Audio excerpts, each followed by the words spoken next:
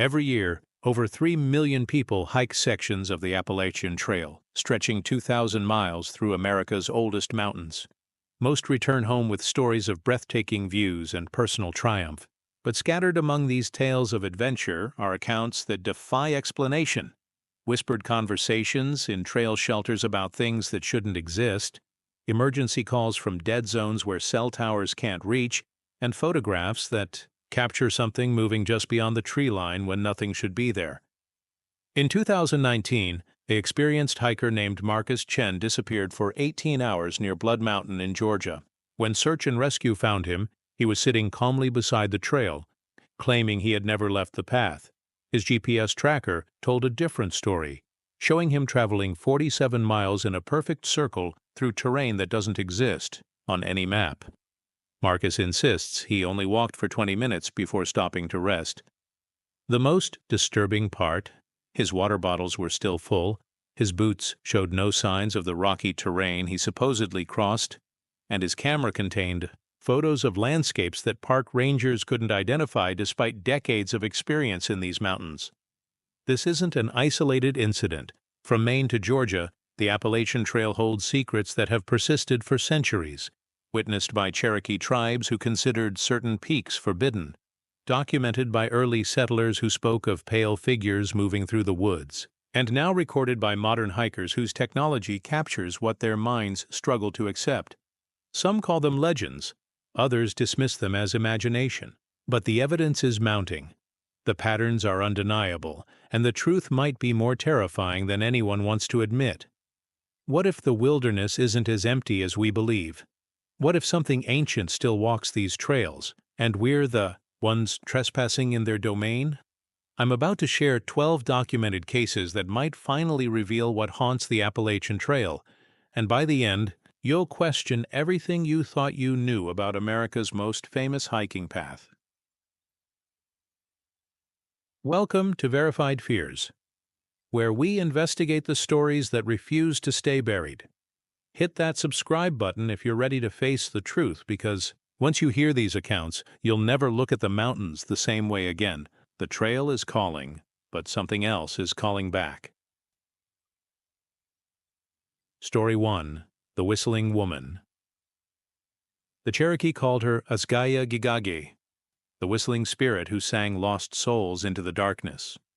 For over 2 centuries, hikers along the Appalachian Trail have reported hearing a woman's voice drifting through the trees, always beautiful, always haunting, and always leading them away from safety. What makes this legend particularly disturbing is how consistent the reports remain across generations, and how modern technology has finally captured what our ancestors could only describe in whispered warnings around dying campfires.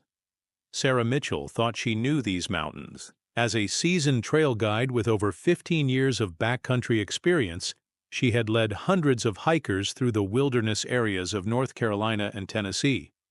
On October 13, 2019, she was conducting a solo scouting trip along a remote section near Clingman's Dome when she first heard the melody. It started as a faint humming, so subtle she initially mistook it for wind moving through the trees. But wind doesn't carry perfect pitch, and it certainly doesn't weave itself into lullabies that seem to know your name. The voice grew stronger as evening approached, transforming from wordless humming into a crystal-clear soprano that seemed to emanate from everywhere and nowhere at once. Sarah described it as the most beautiful sound she had ever heard, like a mother singing her child to sleep, but tinged with an ancient sadness that made her chest tighten with inexplicable grief. She found herself drawn off the marked trail, following narrow deer paths that seemed to appear just as she needed them, winding deeper into sections of forest she had never seen, despite decades of exploring these mountains. What happened next defies rational explanation. Sarah's GPS unit, which had been functioning perfectly all day, began showing her location as a blank void.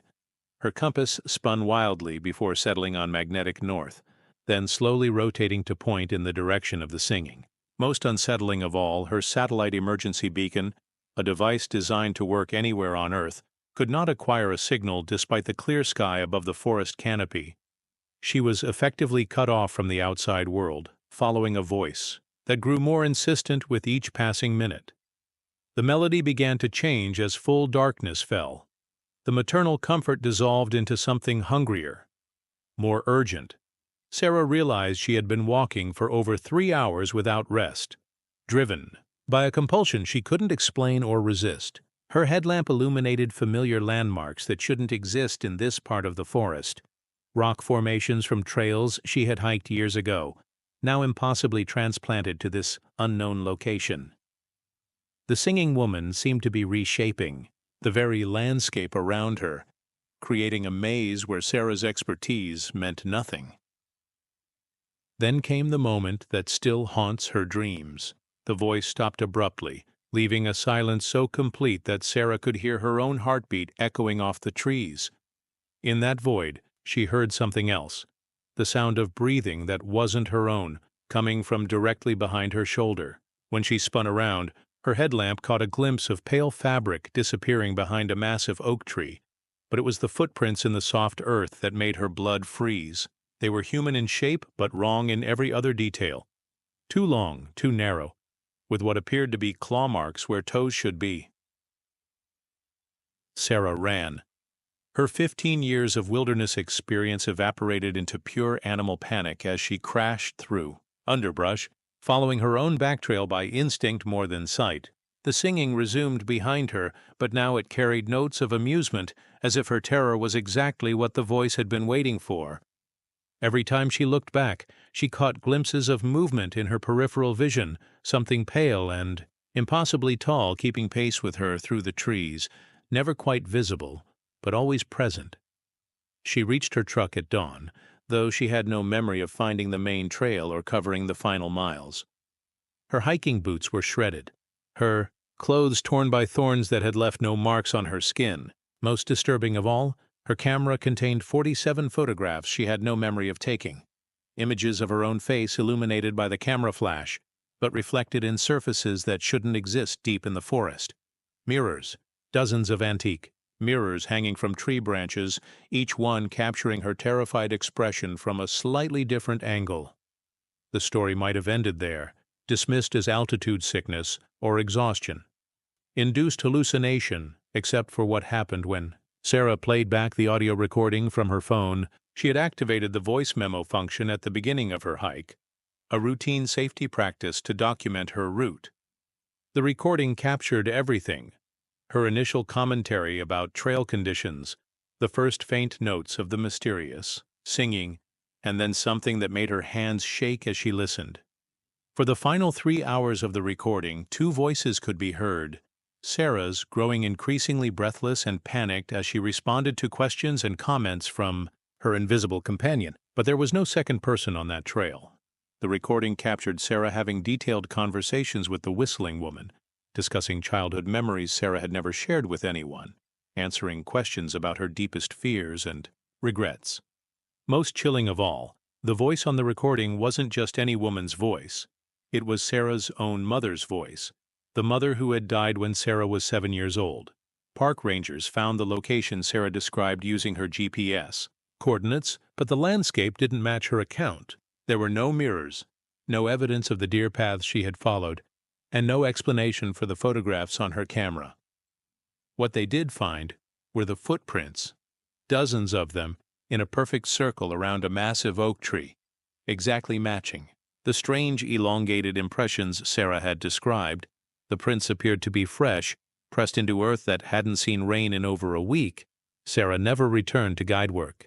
She moved to Colorado shortly after the incident, claiming the Appalachian Mountains felt crowded with things that remember us. But the whistling woman's story doesn't end with Sarah's departure. In the 2 years following her encounter, 17 hikers have reported hearing similar singing in that exact area.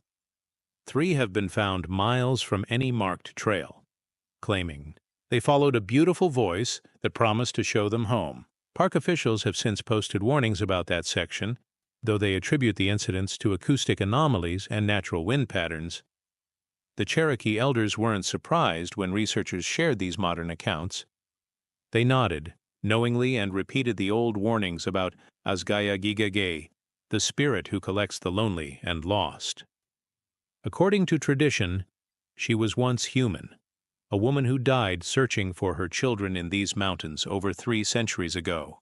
Her love turned to hunger, her maternal instinct twisted into something that feeds on the wandering souls who venture too far from the safety of marked paths.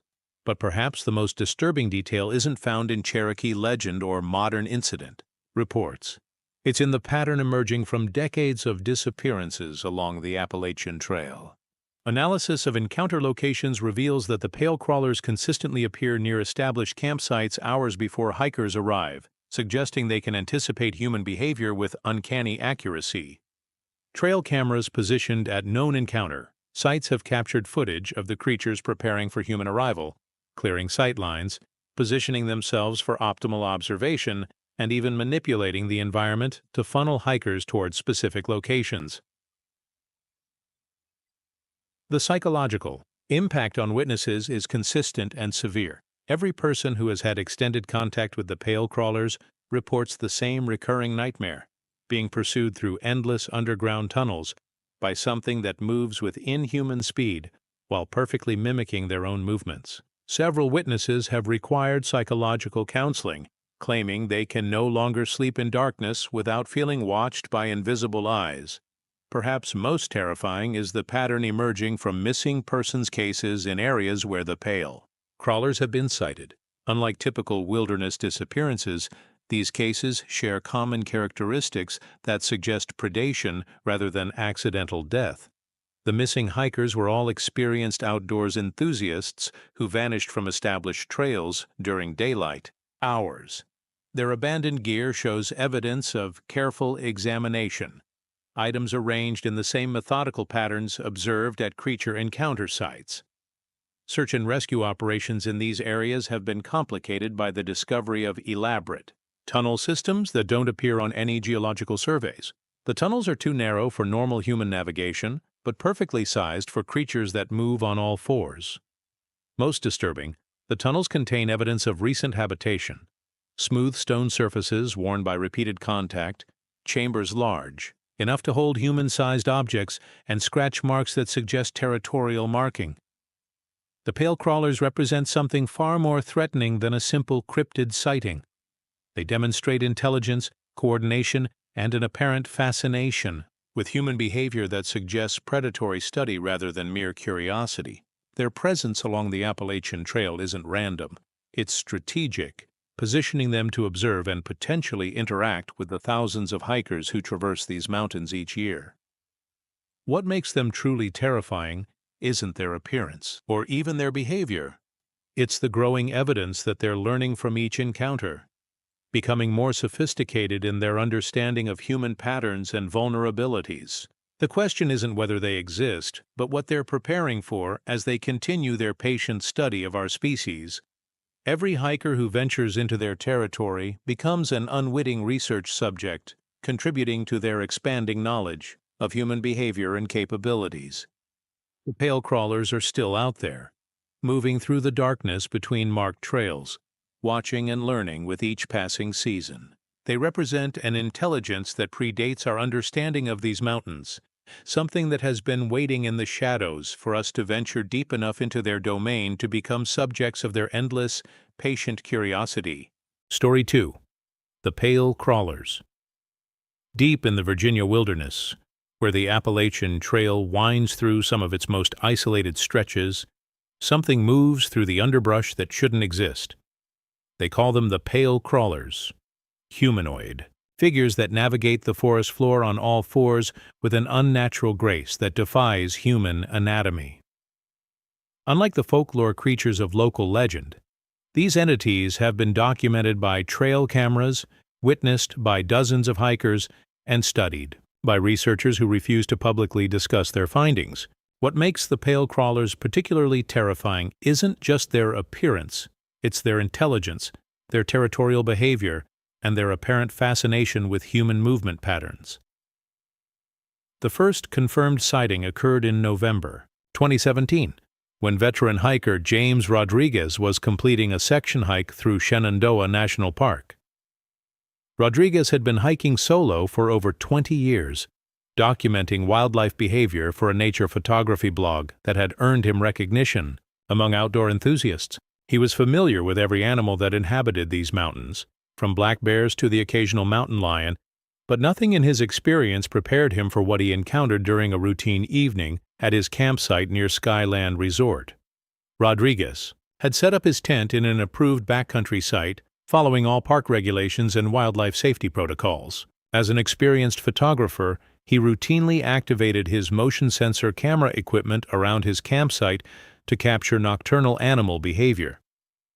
The cameras were positioned in a perimeter approximately 50 feet from his tent, designed to document without disturbing the natural environment. What they recorded that night would fundamentally change Rodriguez's understanding of what inhabits the Appalachian wilderness. The footage begins normally.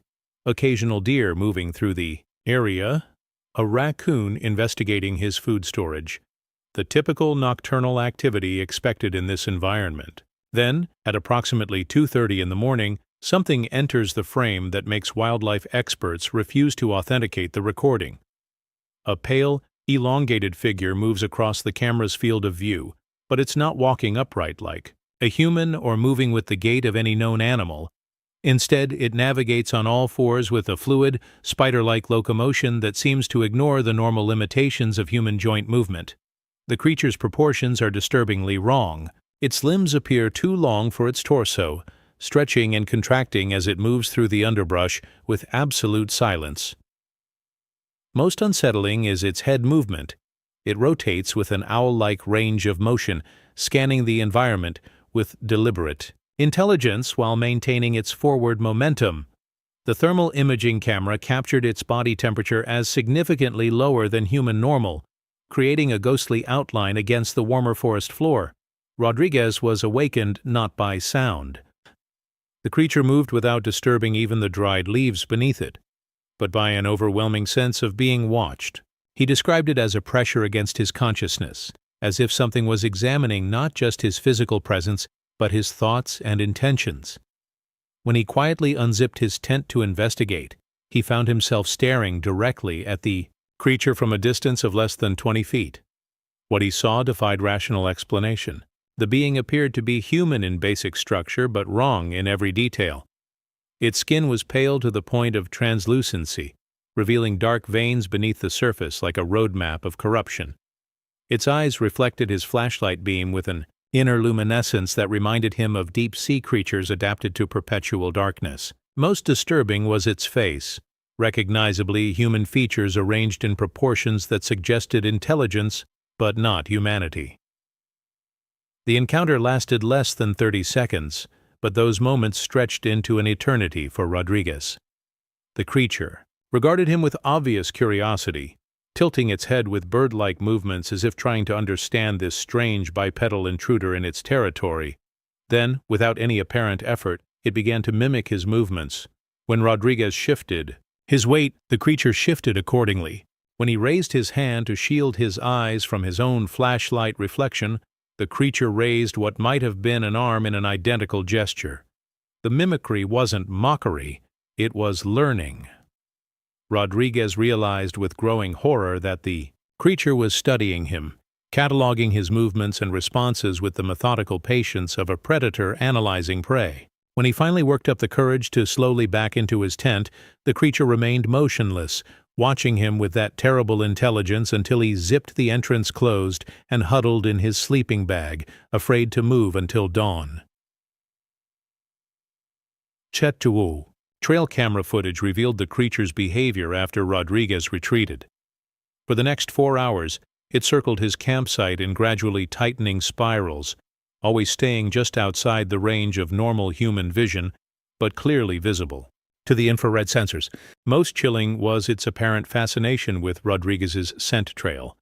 The creature spent extended periods at locations where he had walked, crouched low to the ground as if memorizing his presence through smell and touch. Rodriguez broke camp at first light and hiked directly to the nearest ranger station where his report was filed and quickly buried in bureaucratic procedures. However, his camera footage attracted the attention of Dr. Margaret Chen, a cryptozoologist from Virginia, tech who had been quietly documenting similar encounters for over a decade. What Dr. Chen revealed about the pale crawlers makes Rodriguez's experience part of a much larger and more terrifying pattern. According to Dr. Chen's research, the creatures exhibit territorial behavior that spans multiple states along the Appalachian corridor. They appear to maintain hunting grounds with defined boundaries, marked by scratches on trees and arrangements of stones that form geometric patterns. Most disturbing is their apparent coordination.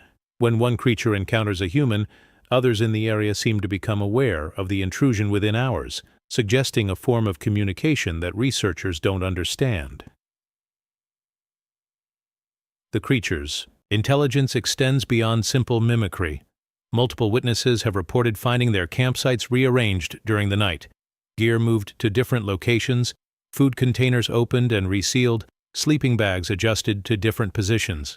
The changes aren't random vandalism, but deliberate alterations that suggest the creatures are studying human behavior and technology. Some hikers have discovered their backpacks repacked with items arranged in order of apparent importance, as if the creatures were trying to understand the hierarchy of human survival needs.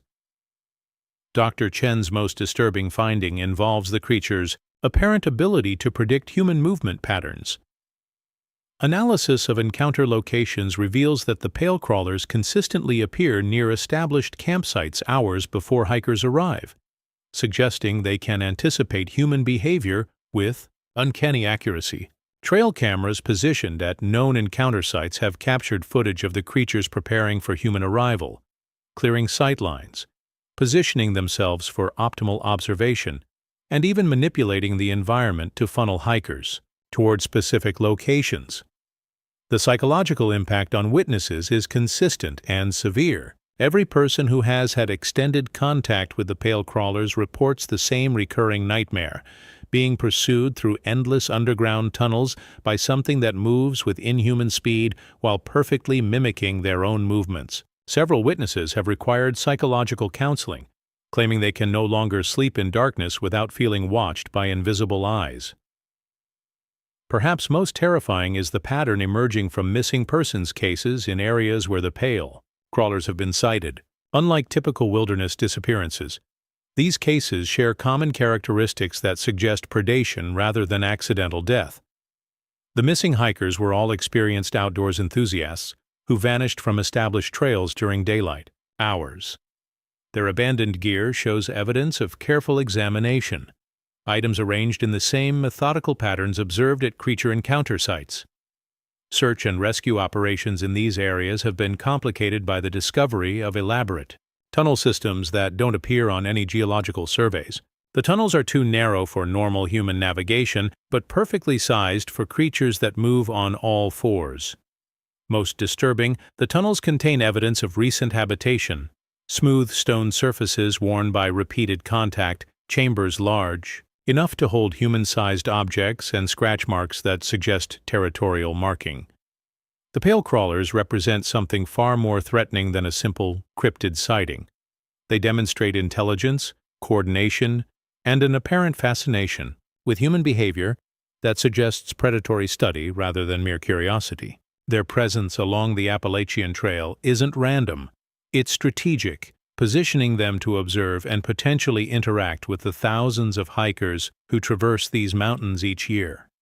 What makes them truly terrifying isn't their appearance or even their behavior. It's the growing evidence that they're learning from each encounter, becoming more sophisticated in their understanding of human patterns and vulnerabilities. The question isn't whether they exist, but what they're preparing for as they continue their patient study of our species. Every hiker who ventures into their territory becomes an unwitting research subject, contributing to their expanding knowledge of human behavior and capabilities. The pale crawlers are still out there, moving through the darkness between marked trails, watching and learning with each passing season. They represent an intelligence that predates our understanding of these mountains, something that has been waiting in the shadows for us to venture deep enough into their domain to become subjects of their endless patient curiosity. Story 3. The Time Slips. Time is supposed to be constant, flowing forward at an unchanging pace that governs every aspect of our existence. But along certain sections of the Appalachian Trail, this fundamental law of reality becomes negotiable. Hikers enter these zones expecting a routine day on the trail and emerge hours, days, or even weeks later with no memory of the missing time. Others experience the opposite, living through days of hiking only to discover that minutes have passed in the outside world. These aren't simple cases of disorientation or altitude sickness. These are documented temporal anomalies that challenge our understanding of space and time itself, and they're becoming more frequent with each passing year.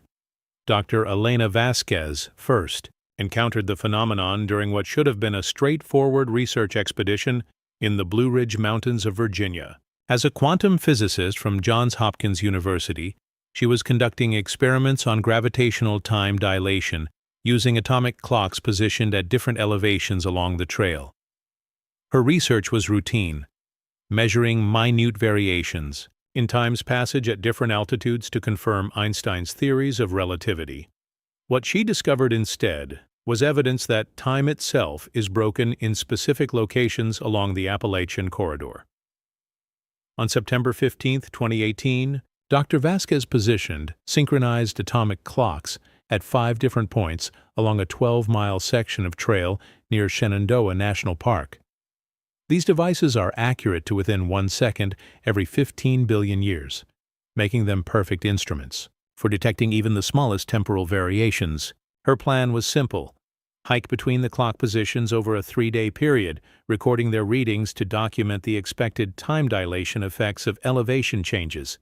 The first anomaly occurred at mile marker 47, where a dense grove of ancient oak trees creates a natural cathedral of interwoven branches. Dr. Vasquez approached this location at exactly 2:15 in the afternoon, according to her GPS watch, which was synchronized with the atomic clock network. She spent what felt like 10 minutes examining the area, taking photographs and environmental readings before continuing to the next measurement point. When she arrived at mile marker 49, her synchronized equipment showed a discrepancy that defied explanation. According to every timepiece she carried, including her GPS watch, smartphone, and backup chronometer, she had spent 3 hours and 47 minutes covering the 2-mile distance between markers. But Dr. Vasquez's own perception of time insisted that only 10 minutes had passed. More disturbing, her camera's timestamp function recorded photographs taken during those missing hours. Images she had no memory of capturing, showing locations she had never seen despite hiking this trail section multiple times during her research preparation. The photographs revealed impossible landscapes, the same oak grove from dozens of different angles, but showing seasonal changes that couldn't exist simultaneously. Some images showed the trees in full autumn foliage, while others captured them bare of leaves, as if winter had touched only certain branches. Most unsettling were the photographs that appeared to show Dr. Vasquez herself, taken from angles suggesting someone else was holding her camera, documenting her movements through those lost hours. Determined to understand what had happened, Dr. Vasquez returned to the same location the following day with additional monitoring equipment. This time, she positioned motion sensor cameras throughout the oak grove and carried a digital voice recorder to document her experiences. What the equipment captured during her second visit provided evidence of temporal distortion that challenged the fundamental nature of reality itself. The motion sensors recorded Dr. Vasquez entering the grove at 2:15 p.m. exactly as her timepieces indicated. However, the cameras then documented her presence in multiple locations simultaneously, walking different paths through the same area, sometimes moving in directions that contradicted her actual route. The timestamp data showed her occupying the same space at different times, as if multiple versions of herself were exploring the grove during overlapping temporal windows. The audio recording captured something even more disturbing. Dr. Vasquez's voice could be heard conducting normal documentation of her research, but layered beneath her spoken observations was another track, her own voice having completely different conversations, discussing events that hadn't happened yet and referencing equipment she hadn't brought on this expedition. Most chilling was a portion of the recording where her voice could be heard responding to questions asked by someone else, but only her side of the conversation was audible. During this second visit, Dr. Vasquez experienced what she described as temporal echoes, brief moments where she could see ghostly impressions of her previous day's activities superimposed over her current surroundings. She watched herself from the day before, examining the same tree she was currently studying, both versions existing simultaneously in the same space, but separated by the thin membrane of 24 hours. The effect was nauseating and disorienting, as if time itself was developing double vision. The atomic clocks positioned throughout the research area recorded data that violated the known laws of physics, while the clocks at the beginning and end of the trail section maintained perfect synchronization. The three devices positioned within the temporal anomaly zone showed readings that drifted wildly from the baseline. Most significantly, the clock positioned at the center of the oak grove ran backward for 17 minutes during Dr. Vasquez's second visit, recording negative time passage while she was present in the area. Dr. Vasquez's research attracted the attention of other scientists who had been quietly investigating similar phenomena along the Appalachian Trail. Dr. Michael Chen, a neurologist from Duke University, had been documenting cases of temporal displacement among hikers for over 5 years. His findings revealed a pattern of incidents that stretched from Georgia to Maine, concentrated in areas where the trail passes through ancient geological formations that predate human civilization by millions of years. According to Dr. Chen's research, the temporal anomalies aren't random events but follow predictable patterns tied to geological and astronomical cycles.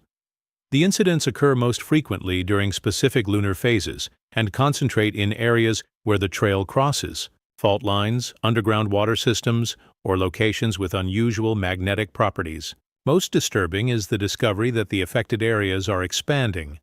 Zones of temporal distortion that measured only a few hundred feet in diameter 5 years ago now encompass entire trail sections spanning multiple miles. The human cost of these temporal anomalies extends beyond simple lost time.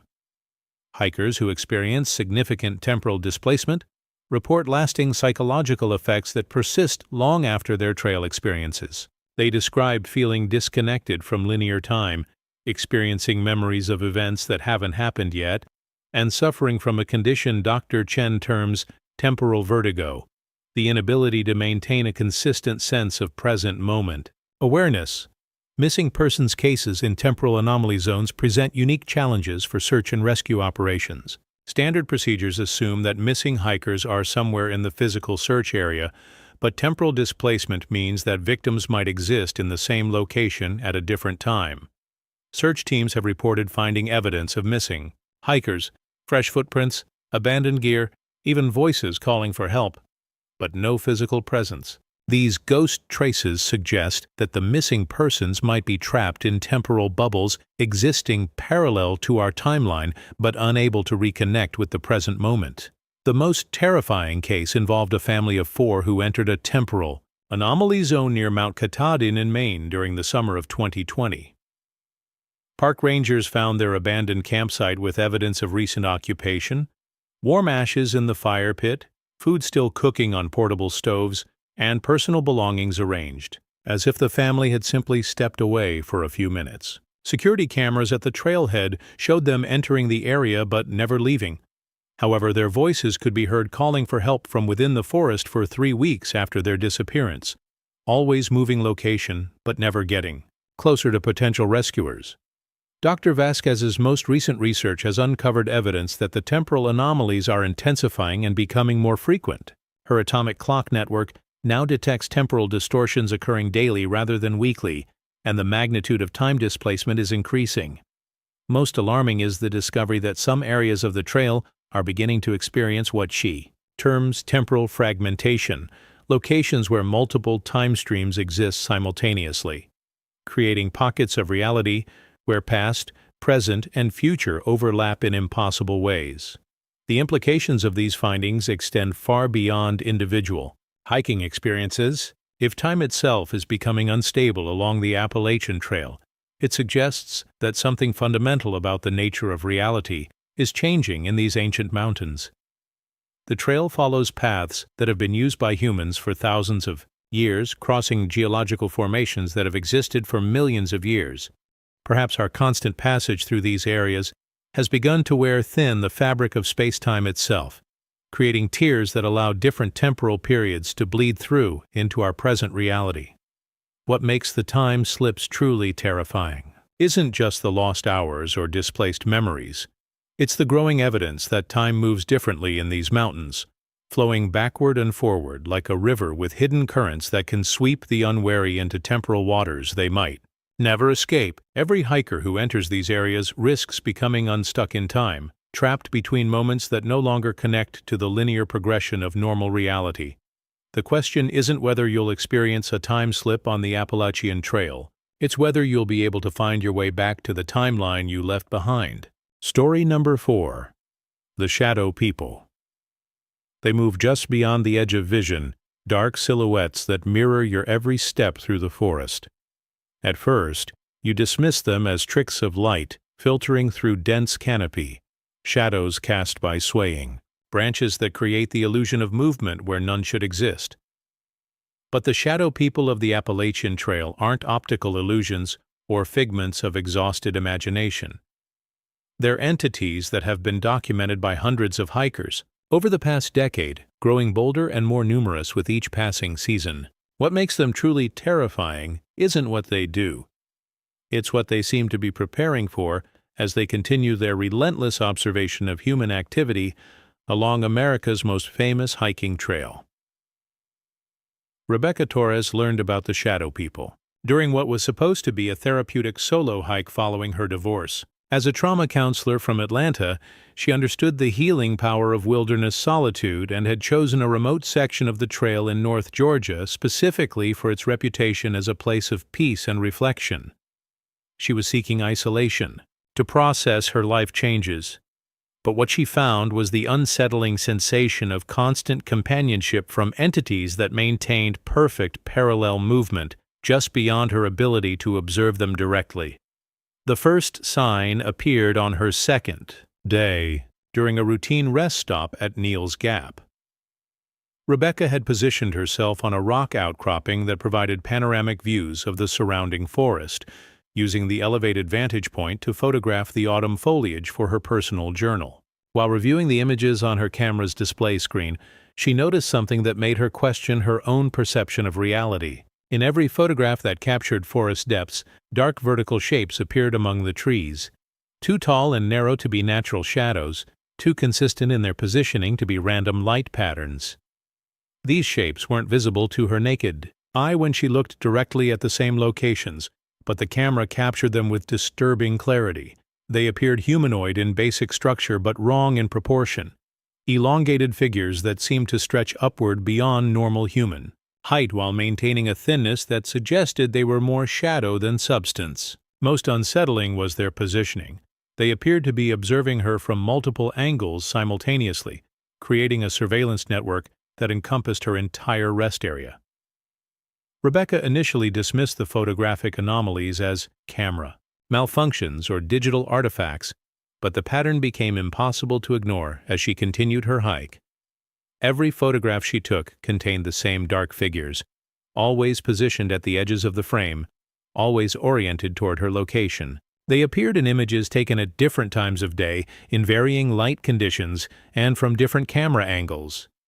The consistency suggested intelligence rather than random occurrence. These entities were deliberately positioning themselves to remain just outside direct observation while maintaining constant visual contact with her movements. The psychological impact began subtly. Rebecca found herself constantly checking over her shoulder, responding to peripheral movement that vanished the moment she turned to investigate. The sensation of being watched became so intense that she started taking photographs specifically to document what her eyes couldn't directly perceive. The camera revealed a disturbing truth. The shadow people weren't just observing her, they were coordinating their movements to maintain optimal surveillance angles as she progressed along the trail. By her third day, the entity's behavior had evolved from passive observation to active interaction. Rebecca discovered that the shadow people responded to her movements with uncanny precision. When she stopped to rest, they stopped. When she changed direction, they adjusted their positions accordingly. Most disturbing was their apparent ability to anticipate her decisions. The camera captured them moving to new positions before she had consciously decided to change her route, as if they could read her intentions before she acted on them. Breakthrough in understanding their nature came when Rebecca accidentally left her camera recording while taking an extended lunch break. The 47-minute video file revealed behavior that transformed her perception of these entities from mysterious phenomena to organized intelligence. The shadow people didn't simply maintain static observation. They communicated with each other through movements that resembled a complex form of nonverbal language. The recorded footage showed the dark figures shifting positions in coordinated patterns that followed no natural explanation.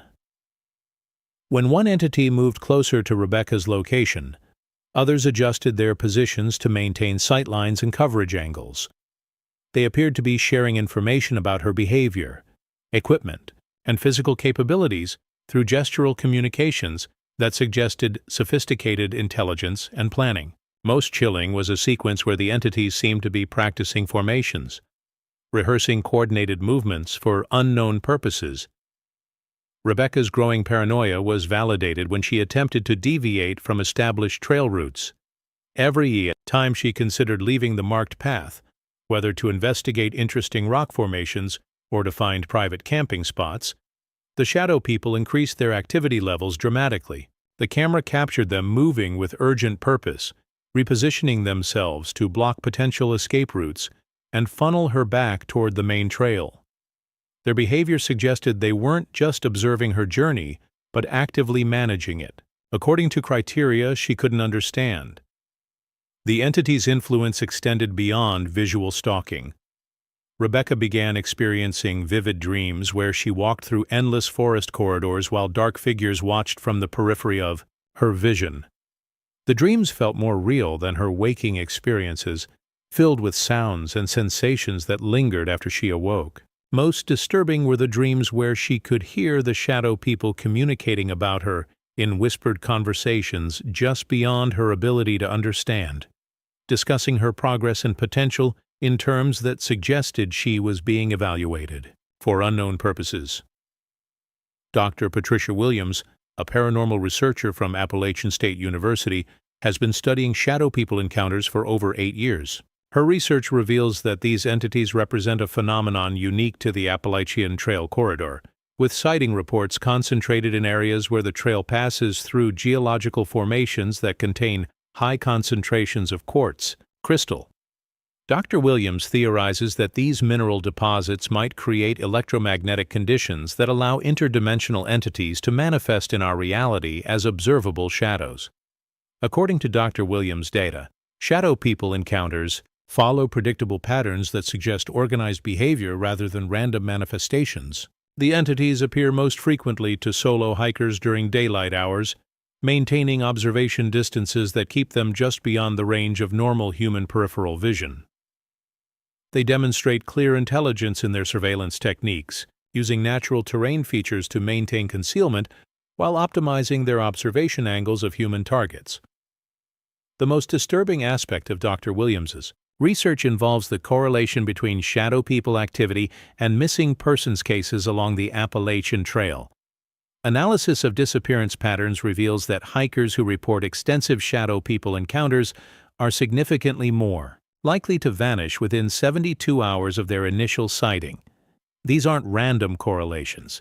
The data suggests that intensive shadow surveillance might be a precursor to some form of targeted abduction or intervention. Witness testimonies describe a consistent escalation pattern in shadow people behavior. Initial encounters involve passive observation from fixed positions. As surveillance continues, the entities begin coordinating their movements and responding to human actions. The final stage involves active interference with human navigation.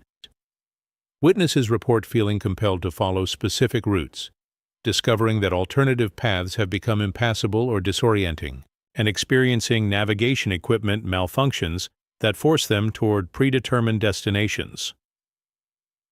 Rebecca's experience reached this final stage on her 4th day, when her GPS device began providing directions that didn't match her intended route. The device consistently guided her toward a remote valley that didn't appear on any official trail maps, while her compass spun wildly whenever she attempted to verify her direction using traditional navigation methods. The shadow people's activity reached fever pitch during this period, with dozens of dark figures visible in every photograph she took, positioned in formations that suggested they were herding her toward the mysterious valley location. The psychological pressure became unbearable when Rebecca realized that the shadow people had begun manifesting during her peripheral vision even when she wasn't using the camera. Dark shapes moved constantly at the edges of her sight, creating a sense of being surrounded by entities that existed in the liminal space between perception and reality. She found herself unable to focus on anything except the constant movement in her peripheral vision, creating a state of hypervigilance that left her exhausted and disoriented. Rebecca ultimately escaped the shadow people's influence by abandoning her planned route and hiking directly to the nearest road, where she flagged down a passing vehicle and requested immediate evacuation from the area. Her final photographs, taken as she reached the road, showed the shadow people gathered at the forest edge. Dozens of dark figures arranged in perfect formation, watching her departure with what appeared to be disappointment rather than relief. The shadow people represent something far more sinister than simple wilderness spirits or interdimensional observers. Their organized behavior, surveillance techniques, and apparent ability to influence human navigation suggest they serve a specific purpose related to human activity along the Appalachian Trail.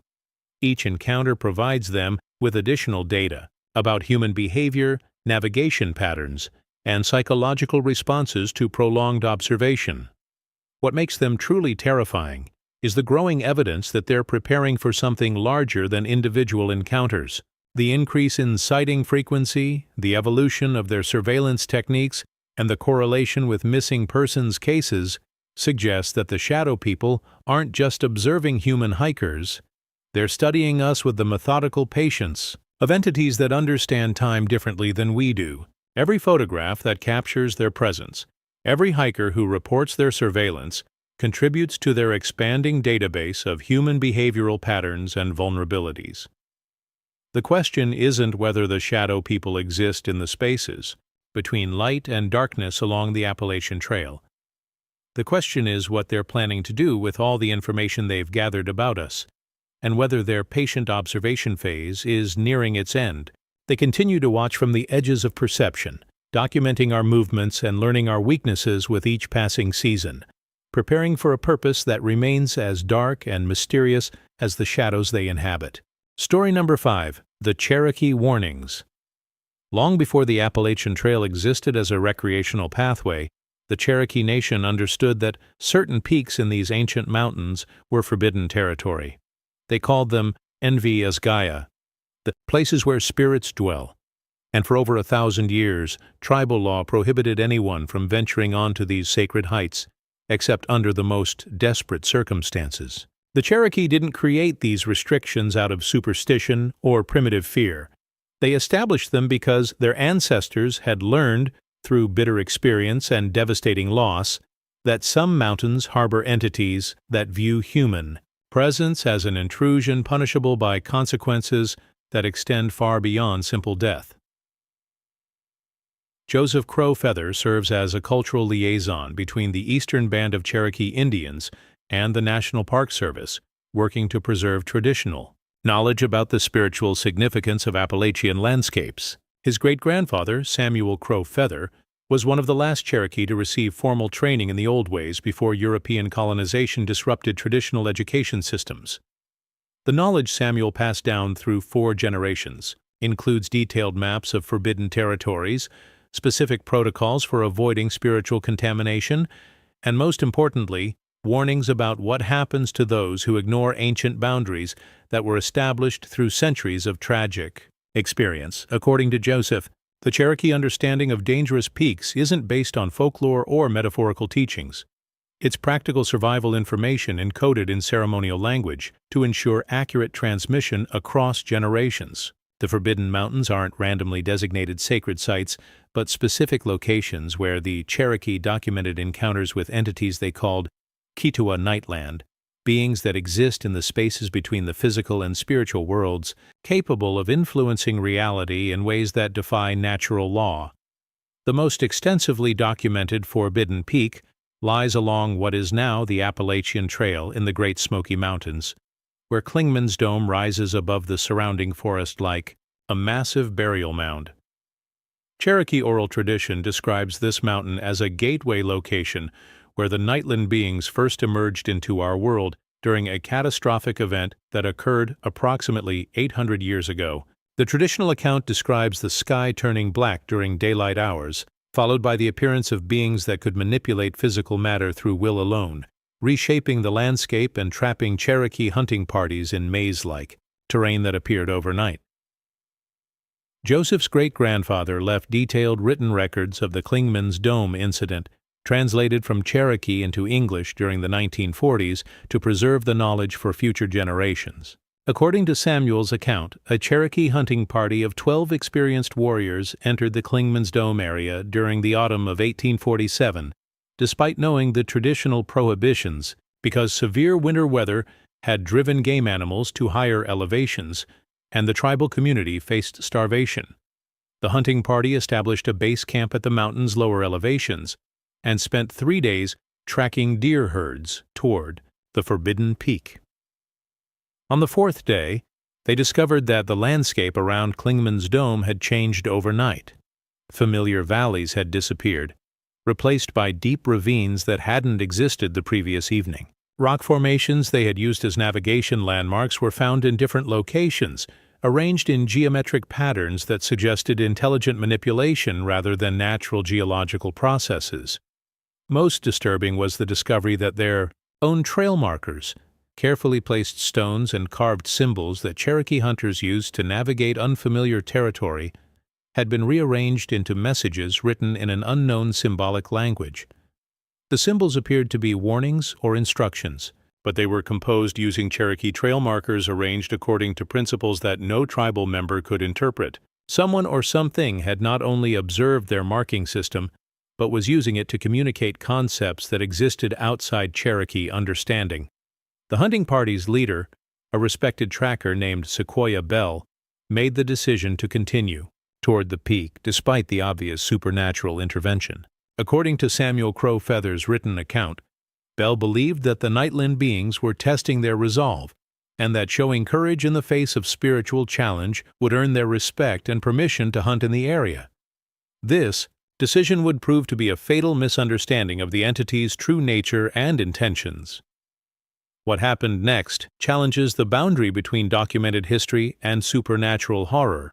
The hunting party encountered what Samuel's account describes as moving mountains, rock formations that shifted position when not directly observed, creating an ever-changing maze that made navigation impossible.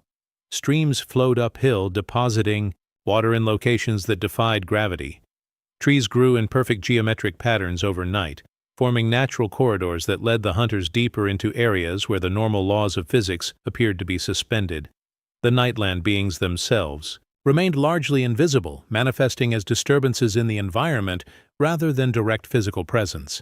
The hunters reported seeing their own reflections in standing water that showed them performing actions they hadn't taken, walking in directions they hadn't chosen, and speaking words they hadn't uttered. Most terrifying was the discovery that these reflected selves were making decisions independently, leading them toward locations they had no intention of visiting. 3 members of the hunting party disappeared during the second night on the Forbidden Peak. Their sleeping furs were found neatly arranged around a cold fire pit, with no evidence of struggle or departure.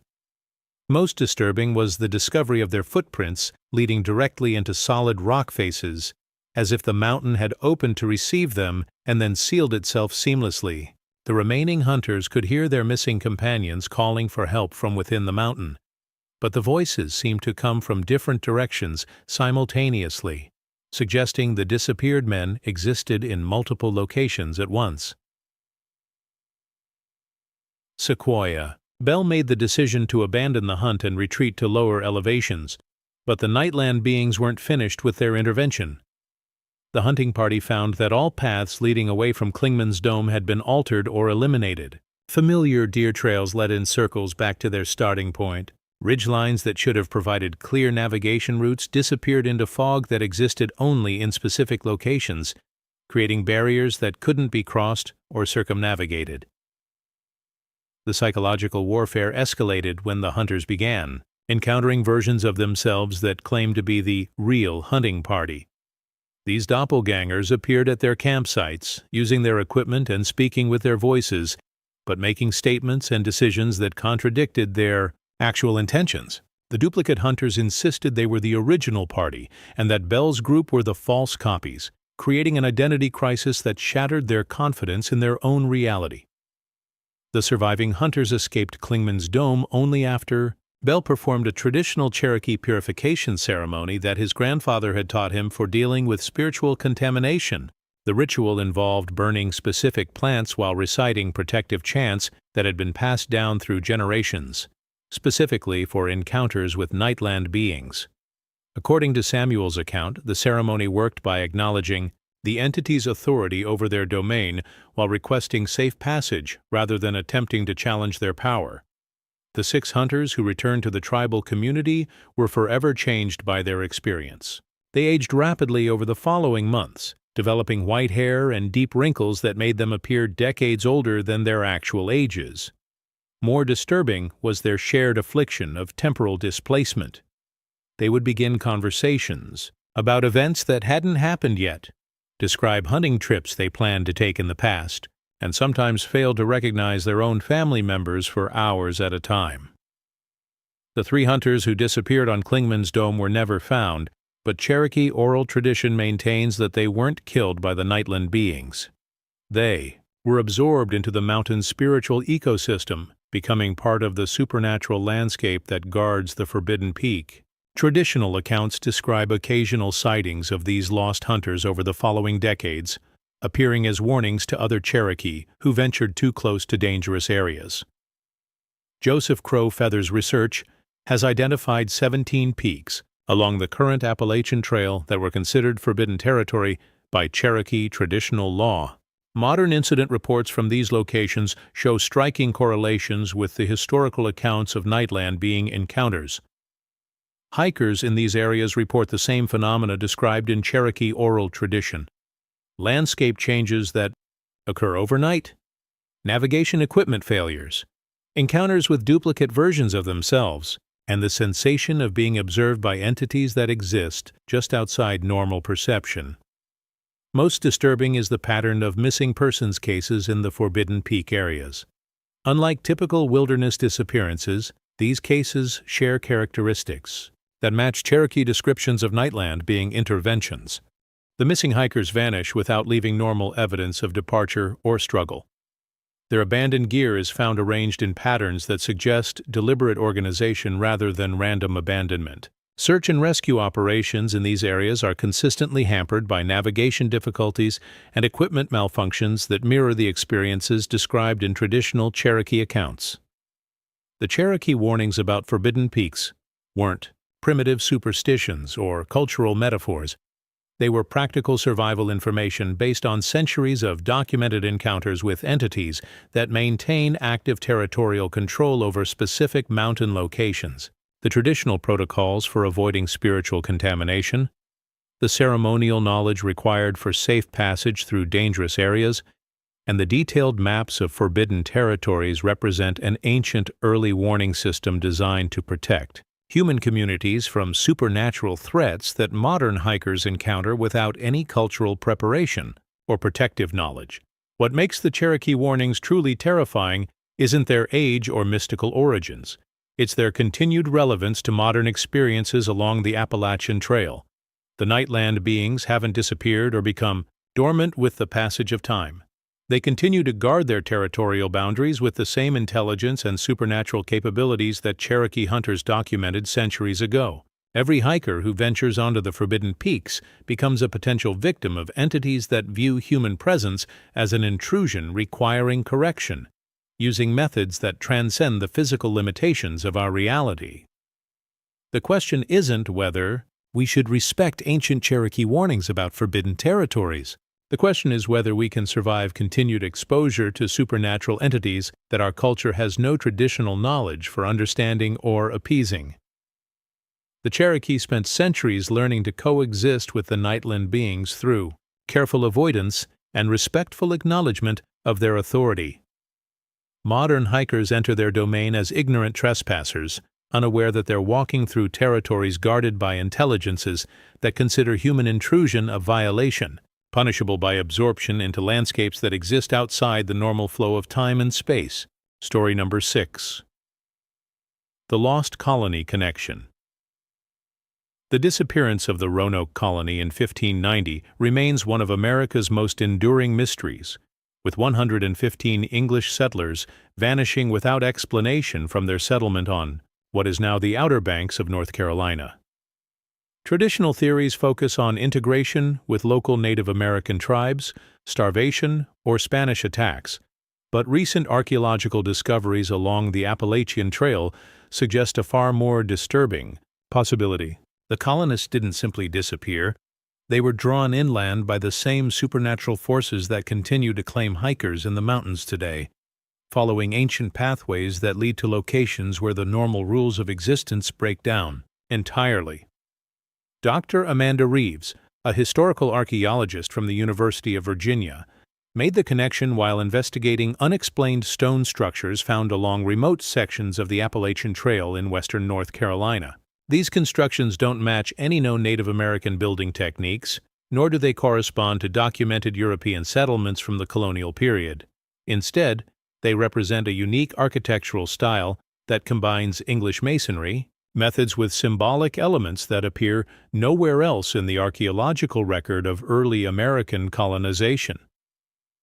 The breakthrough discovery occurred during a routine survey of a medieval-looking stone circle found approximately 40 miles inland from the original Roanoke settlement location. Carbon dating of organic materials embedded in the mortar placed the construction between 1587 and 1592, exactly coinciding with the period when the lost colony vanished from recorded history. More significantly, carved into the stones were symbols that matched markings found at the abandoned Roanoke site, including the cryptic word Croatoan, that represented the only clue left by the disappeared colonists. Dr. Reeves's team discovered that the stone circle wasn't an isolated structure, but part of a larger network of similar constructions, stretching along what would eventually become the Appalachian Trail corridor. Using ground-penetrating radar and satellite imagery analysis, they identified 17 separate stone sites arranged in a precise geometric pattern that spans over 200 miles of mountain terrain. The mathematical precision of the placement suggests sophisticated planning and coordination that would have required extensive knowledge of the regional geography and months of construction work by a substantial labor force.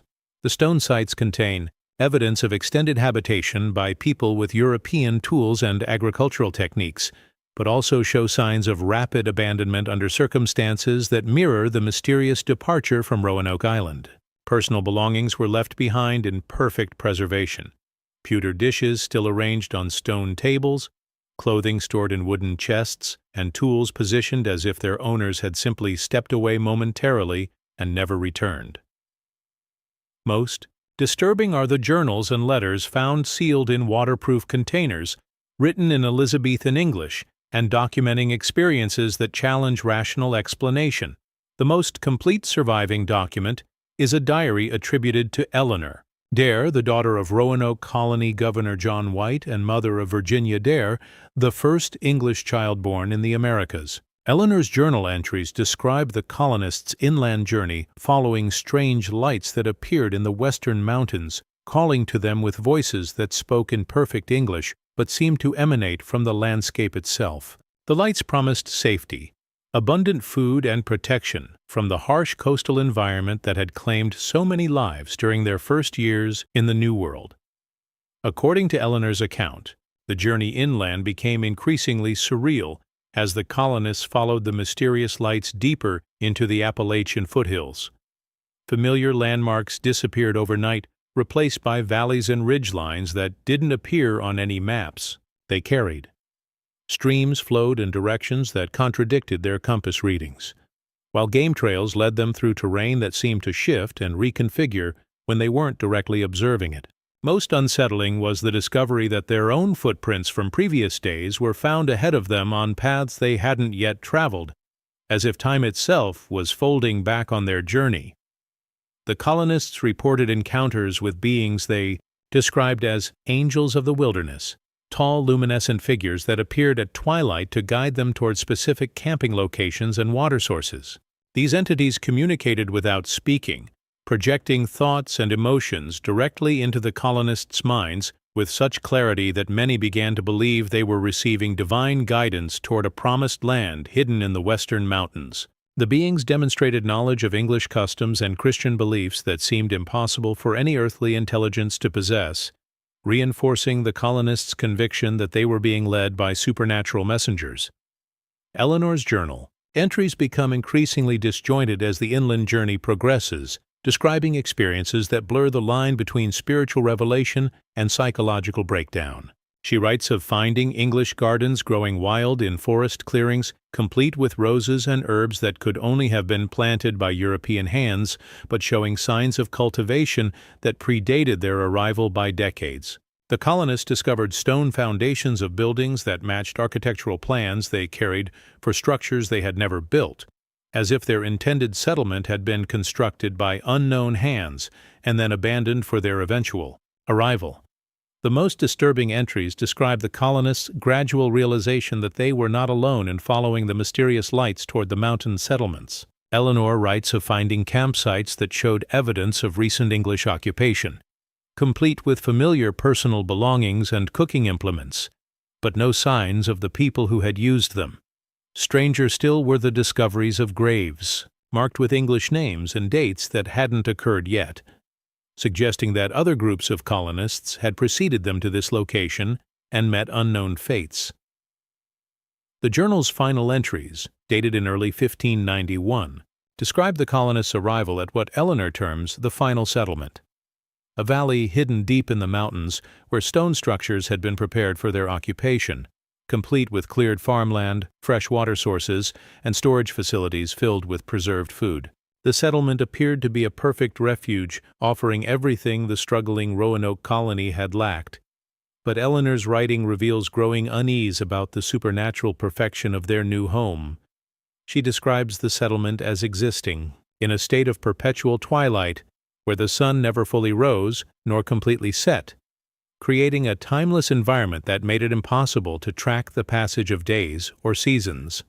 The colonists began to lose their sense of individual identity, finding themselves performing tasks they had no memory of starting and engaging in conversations they couldn't recall beginning. Most terrifying was the discovery that their reflection in the settlement's water sources showed them as they had been years earlier, suggesting that time moved differently in their mountain refuge. The journal ends abruptly with Eleanor's final entry describing the colonists' realization that they had become permanent residents of the mountain settlement, unable to leave despite their growing desire to return to the familiar world they had left behind. She writes of attempted departures that led them in circles back to the settlement, regardless of which direction they traveled or how carefully they navigated. The mountain landscape seemed to reshape itself to prevent their escape, creating an invisible prison that confined them to their supernatural refuge. Dr. Reeves's archaeological team found Eleanor Dare's remains in 2019, perfectly preserved in a stone chamber beneath the central settlement structure. Her body showed no signs of aging beyond her documented death date in 1591, despite over 4 centuries of burial in mountain soil that should have completely decomposed organic remains. More disturbing was the discovery that Eleanor's clothing and personal effects showed evidence of ongoing maintenance and repair, as if someone had been caring for her remains throughout the intervening centuries. The implications of the lost colony connection extend far beyond historical curiosity. Analysis of modern missing persons cases along the Appalachian Trail reveals striking parallels to the experiences described in Eleanor Dare's journal. Hikers report following mysterious lights toward hidden valleys, discovering evidence of previous visitors who left no traces in official records, and experiencing temporal distortions that make accurate navigation impossible. Most significantly, several missing persons cases involve the discovery of abandoned campsites that contain modern equipment arranged in patterns that match the stone settlements built by the lost colony survivors. Ground-penetrating radar surveys of the 17 lost colony stone sites have revealed extensive underground chamber systems that connect the surface structures in a vast network spanning hundreds of miles. These subterranean passages contain evidence of ongoing occupation, including fresh air circulation, maintained pathways, and storage areas that show signs of recent use.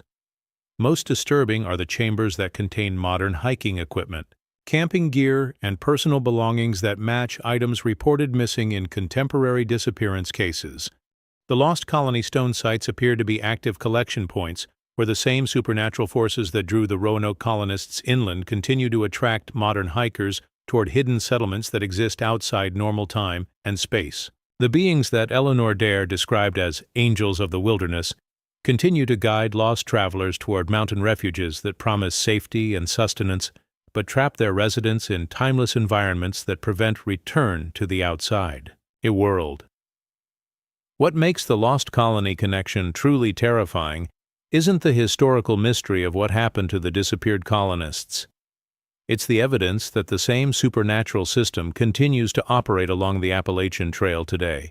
The mysterious lights, the guiding entities, the hidden settlements, and the temporal distortions that claim the Roanoke colonists represent an ongoing supernatural infrastructure that has been collecting human populations for over 4 centuries. Each missing hiker becomes part of a growing community of displaced individuals trapped in mountain settlements that exist parallel to our reality but remain forever separated from the world they left behind. The question isn't whether the Lost Colony solved the mystery of their disappearance by finding sanctuary in the Appalachian Mountains. The question is, how many modern hikers have joined Eleanor Dare and her fellow colonists in settlements that offer eternal refuge at the cost of eternal imprisonment, and whether the supernatural forces that collected the Roanoke colonists are expanding their operations to accommodate the growing number of people drawn to these ancient mountains in search of solitude and spiritual renewal. Story number 7. The Underground Network. Beneath the familiar trails and scenic overlooks of the Appalachian Mountains lies a vast network of caves and tunnels that doesn't appear on any geological survey or speleological map. These aren't natural limestone caverns carved by millennia of water erosion, nor are they abandoned mining operations from America's industrial past. Instead, they represent an artificial underground system that spans the entire length of the Appalachian Trail, connecting distant locations through passages that demonstrate engineering capabilities far beyond anything documented in the historical record of human habitation in these mountains. Dr. Marcus Thompson first discovered evidence of the network while conducting routine geological surveys for the National Park Service in Shenandoah National Park during the summer of 2020.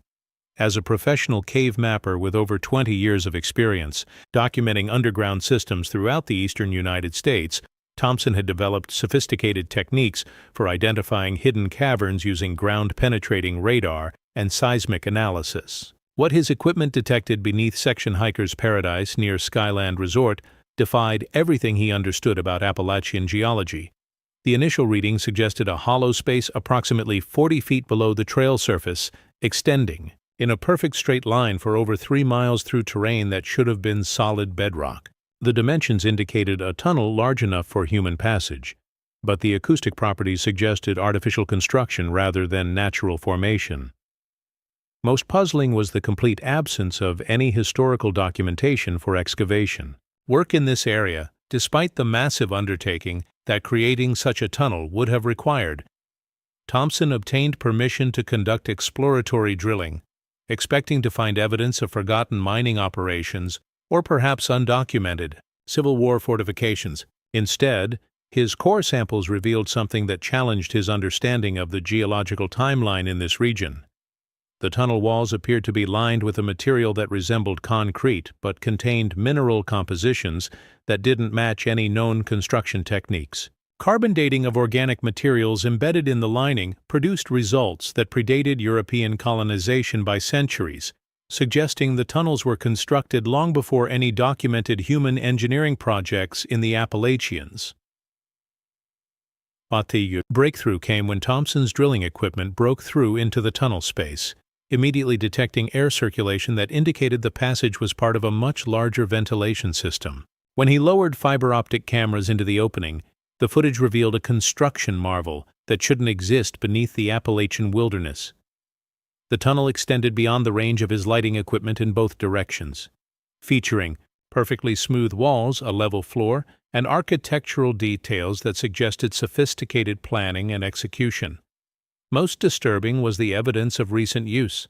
The tunnel floor showed clear pathways worn by repeated foot traffic, and the walls contained mounting brackets for torches or lighting systems that had been maintained within recent decades. Thompson's cameras detected side passages branching off from the main tunnel at regular intervals, creating a network of intersecting corridors that implied a vast underground infrastructure hidden beneath the seemingly pristine wilderness of the national park. Thompson's initial exploration of the tunnel system revealed artifacts that shouldn't exist in this location or time period.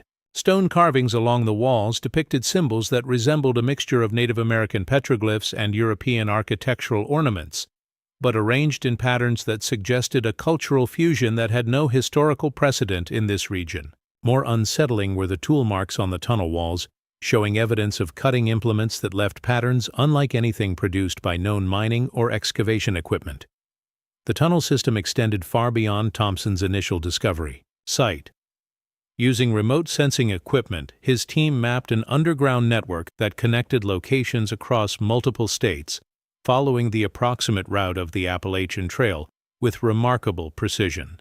The tunnels appeared to provide subterranean access to every major wilderness area along the trail corridor, creating a hidden transportation system that could allow undetected movement across hundreds of miles of supposedly pristine wilderness.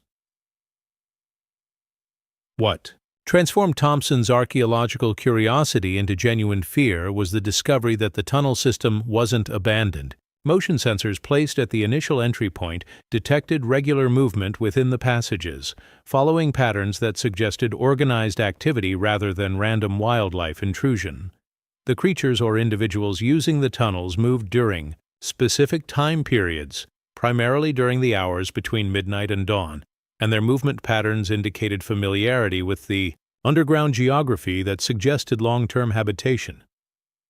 Temperature monitoring revealed that the tunnels maintained a constant climate that differed from the natural underground temperature of the surrounding bedrock. The artificial atmosphere suggested active environmental controls, implying that whatever forces had constructed, the network continued to maintain its operational systems. Most disturbing was the discovery of air circulation patterns that indicated the tunnel system connected to surface openings in remote locations that Thompson's team couldn't access or identify using conventional mapping techniques. The acoustic properties of the tunnel system provided the most terrifying evidence of ongoing occupation. Sensitive recording equipment detected sounds that resembled human conversation, but the voices spoke in languages that linguists couldn't identify or classify. The conversations occurred at regular intervals, suggesting scheduled meetings or organized activities taking place deep beneath the hiking trails where thousands of people walked each year, completely unaware of the hidden civilization operating below their feet. Thompson's team documented evidence of tunnel entrances at 17 different locations along the Appalachian Trail, hidden beneath rock formations, concealed behind vegetation, or camouflaged using construction techniques that made them invisible to casual observation. Each entrance showed signs of regular use, with well-maintained access paths and concealment systems that indicated sophisticated security measures designed to prevent discovery by surface travelers. The underground network appeared to serve multiple functions beyond simple transportation. Thompson's explorations revealed chamber systems that resembled underground cities, complete with carved living spaces, storage areas, and what appeared to be ceremonial or meeting halls. The chambers contained evidence of long-term habitation, including furniture carved from stone, water collection and distribution systems, and waste disposal methods that demonstrated advanced understanding of underground engineering principles. Most disturbing were the chambers that showed evidence of surface surveillance operations. These rooms contained observation equipment, communication devices, and documentation systems that appeared to be monitoring activity along the surface trail network. The equipment was too sophisticated to be abandoned historical artifacts, suggesting that whoever operated the underground system maintained active surveillance of hiking activity throughout the Appalachian corridor. The surveillance evidence included detailed maps of the surface trail system with notations in unknown languages, photographic documentation of individual hikers, and what appeared to be behavioral analysis charts tracking human movement patterns and camping preferences. The level of detail suggested that the underground operators had been systematically studying surface hiking activity for extended periods, compiling information that could be used to predict and potentially influence human behavior in the wilderness. Areas above their hidden domain. Thompson's most chilling discovery involved chambers that contained personal belongings from missing hikers spanning several decades. The items were carefully cataloged and preserved, arranged in collections that suggested systematic acquisition rather than random scavenging. Each collection appeared to represent a complete inventory of an individual hiker's equipment, clothing, and personal effects, stored with museum-quality care in underground archives that chronicled decades of disappearances along the Appalachian Trail.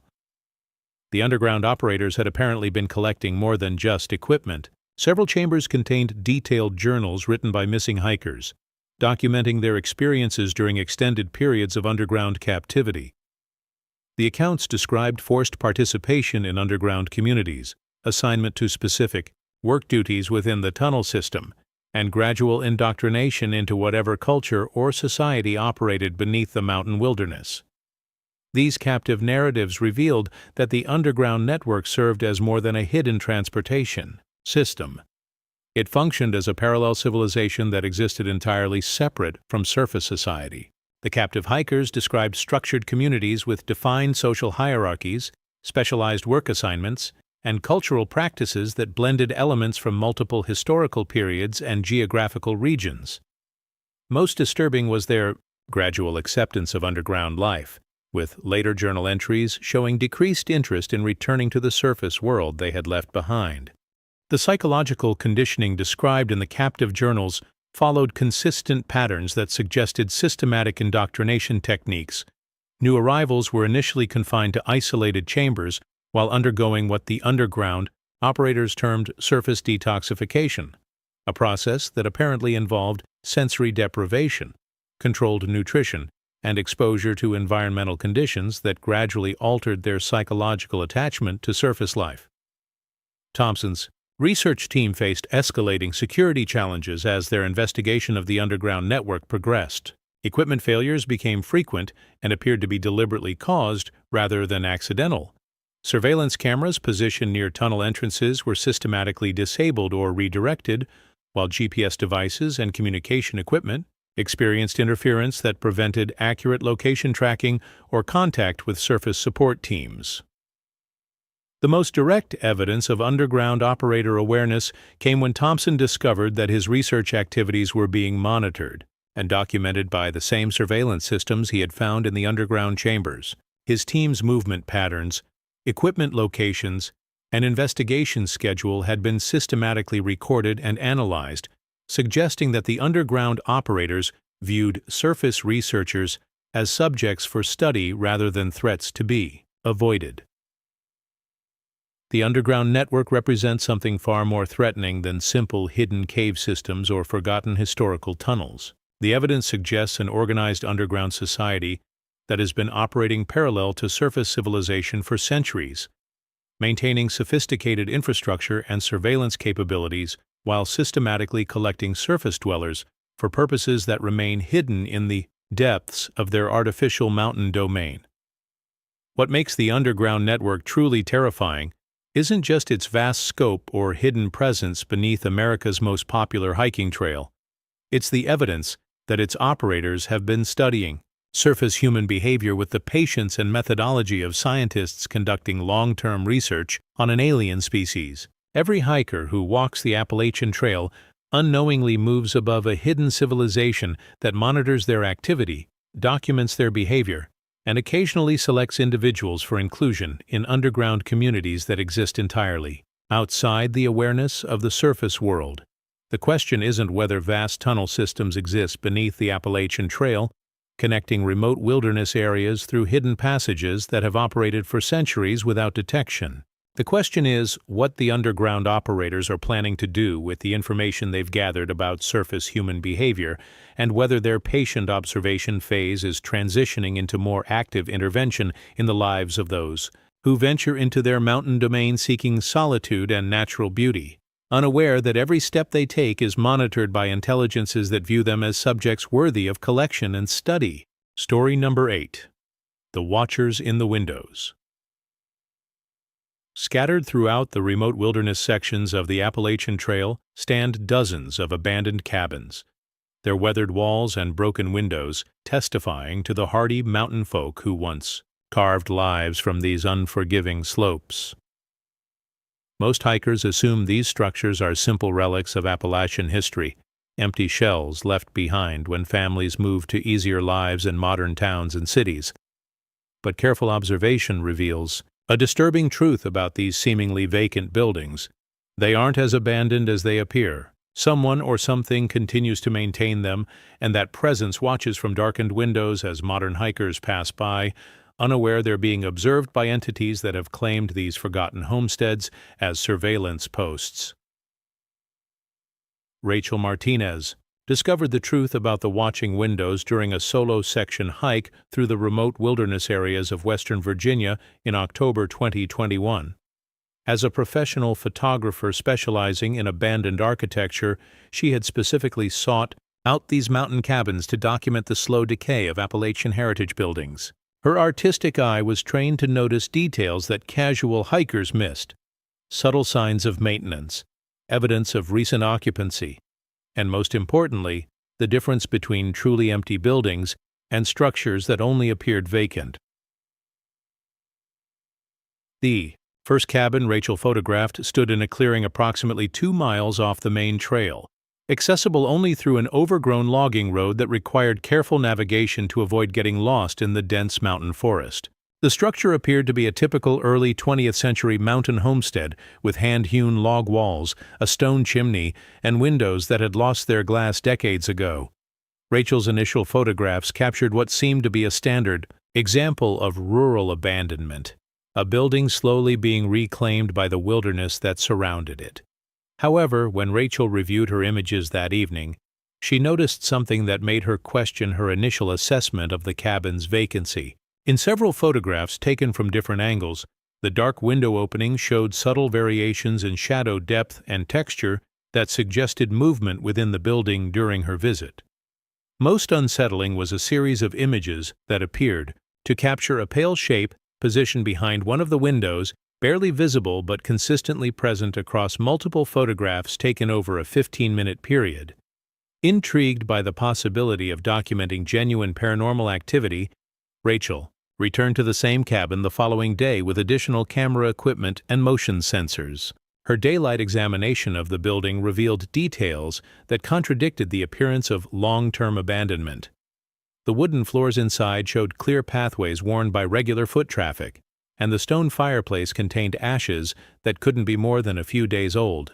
Most disturbing was the discovery that the cabin's interior had been systematically cleaned and organized, with furniture arranged in functional living patterns rather than the random decay expected in truly abandoned structures.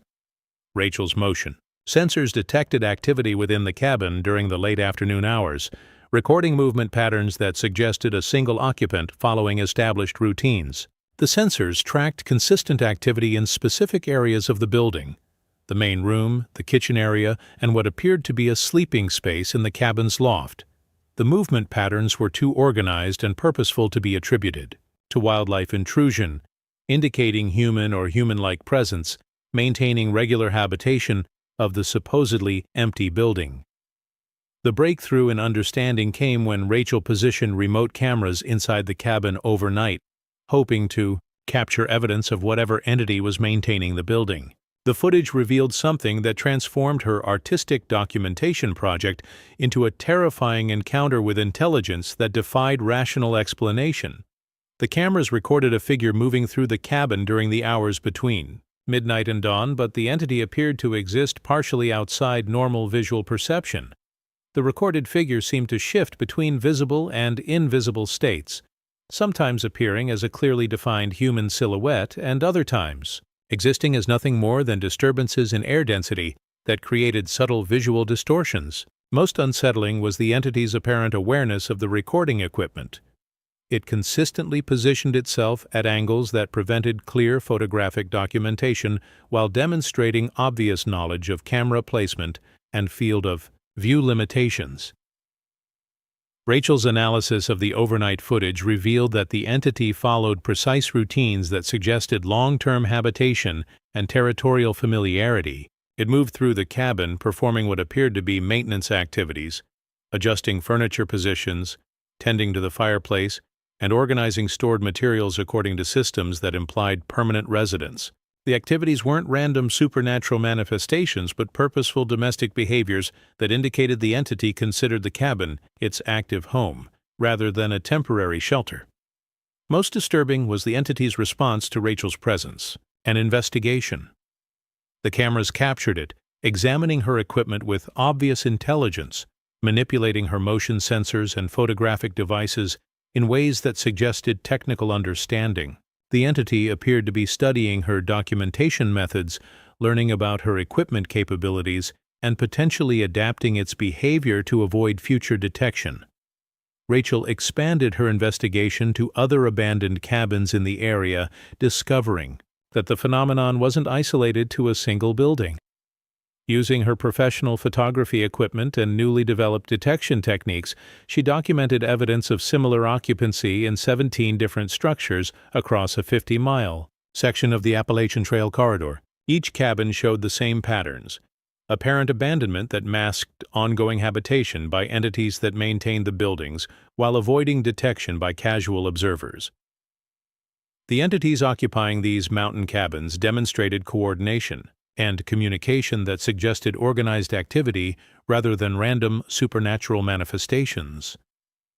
Rachel's surveillance revealed that the beings moved between different cabins following schedules that indicated territorial assignments and shared responsibilities. Some entities appeared to specialize in specific maintenance activities, while others seemed focused on surveillance of trail activity and human behavior in their assigned areas. The surveillance function became apparent when Rachel discovered that her own movements along the trail were being systematically monitored and documented by the cabin entities. She found evidence of observation posts positioned near established camping areas with sight lines that provided comprehensive coverage of human activity throughout the wilderness corridor. The entities had created a surveillance network that allowed them to track and study every hiker who passed through their territorial range. Rachel's most chilling discovery involved the entity's apparent collection and study of human artifacts. Several cabins contained carefully organized collections of items that belonged to hikers who had passed through the area: clothing, equipment, personal belongings, and camping gear, arranged in displays that suggested systematic analysis of human technology and behavior. The collections weren't random theft, but selective acquisition focused on items that provided information about human capabilities and survival techniques. The psychological impact of prolonged observation by the cabin entities became apparent when Rachel began experiencing the sensation of constant surveillance during her wilderness photography expeditions. She found herself unable to focus on her artistic work, distracted by the persistent feeling that intelligent eyes were watching her every movement from the darkened windows of abandoned buildings.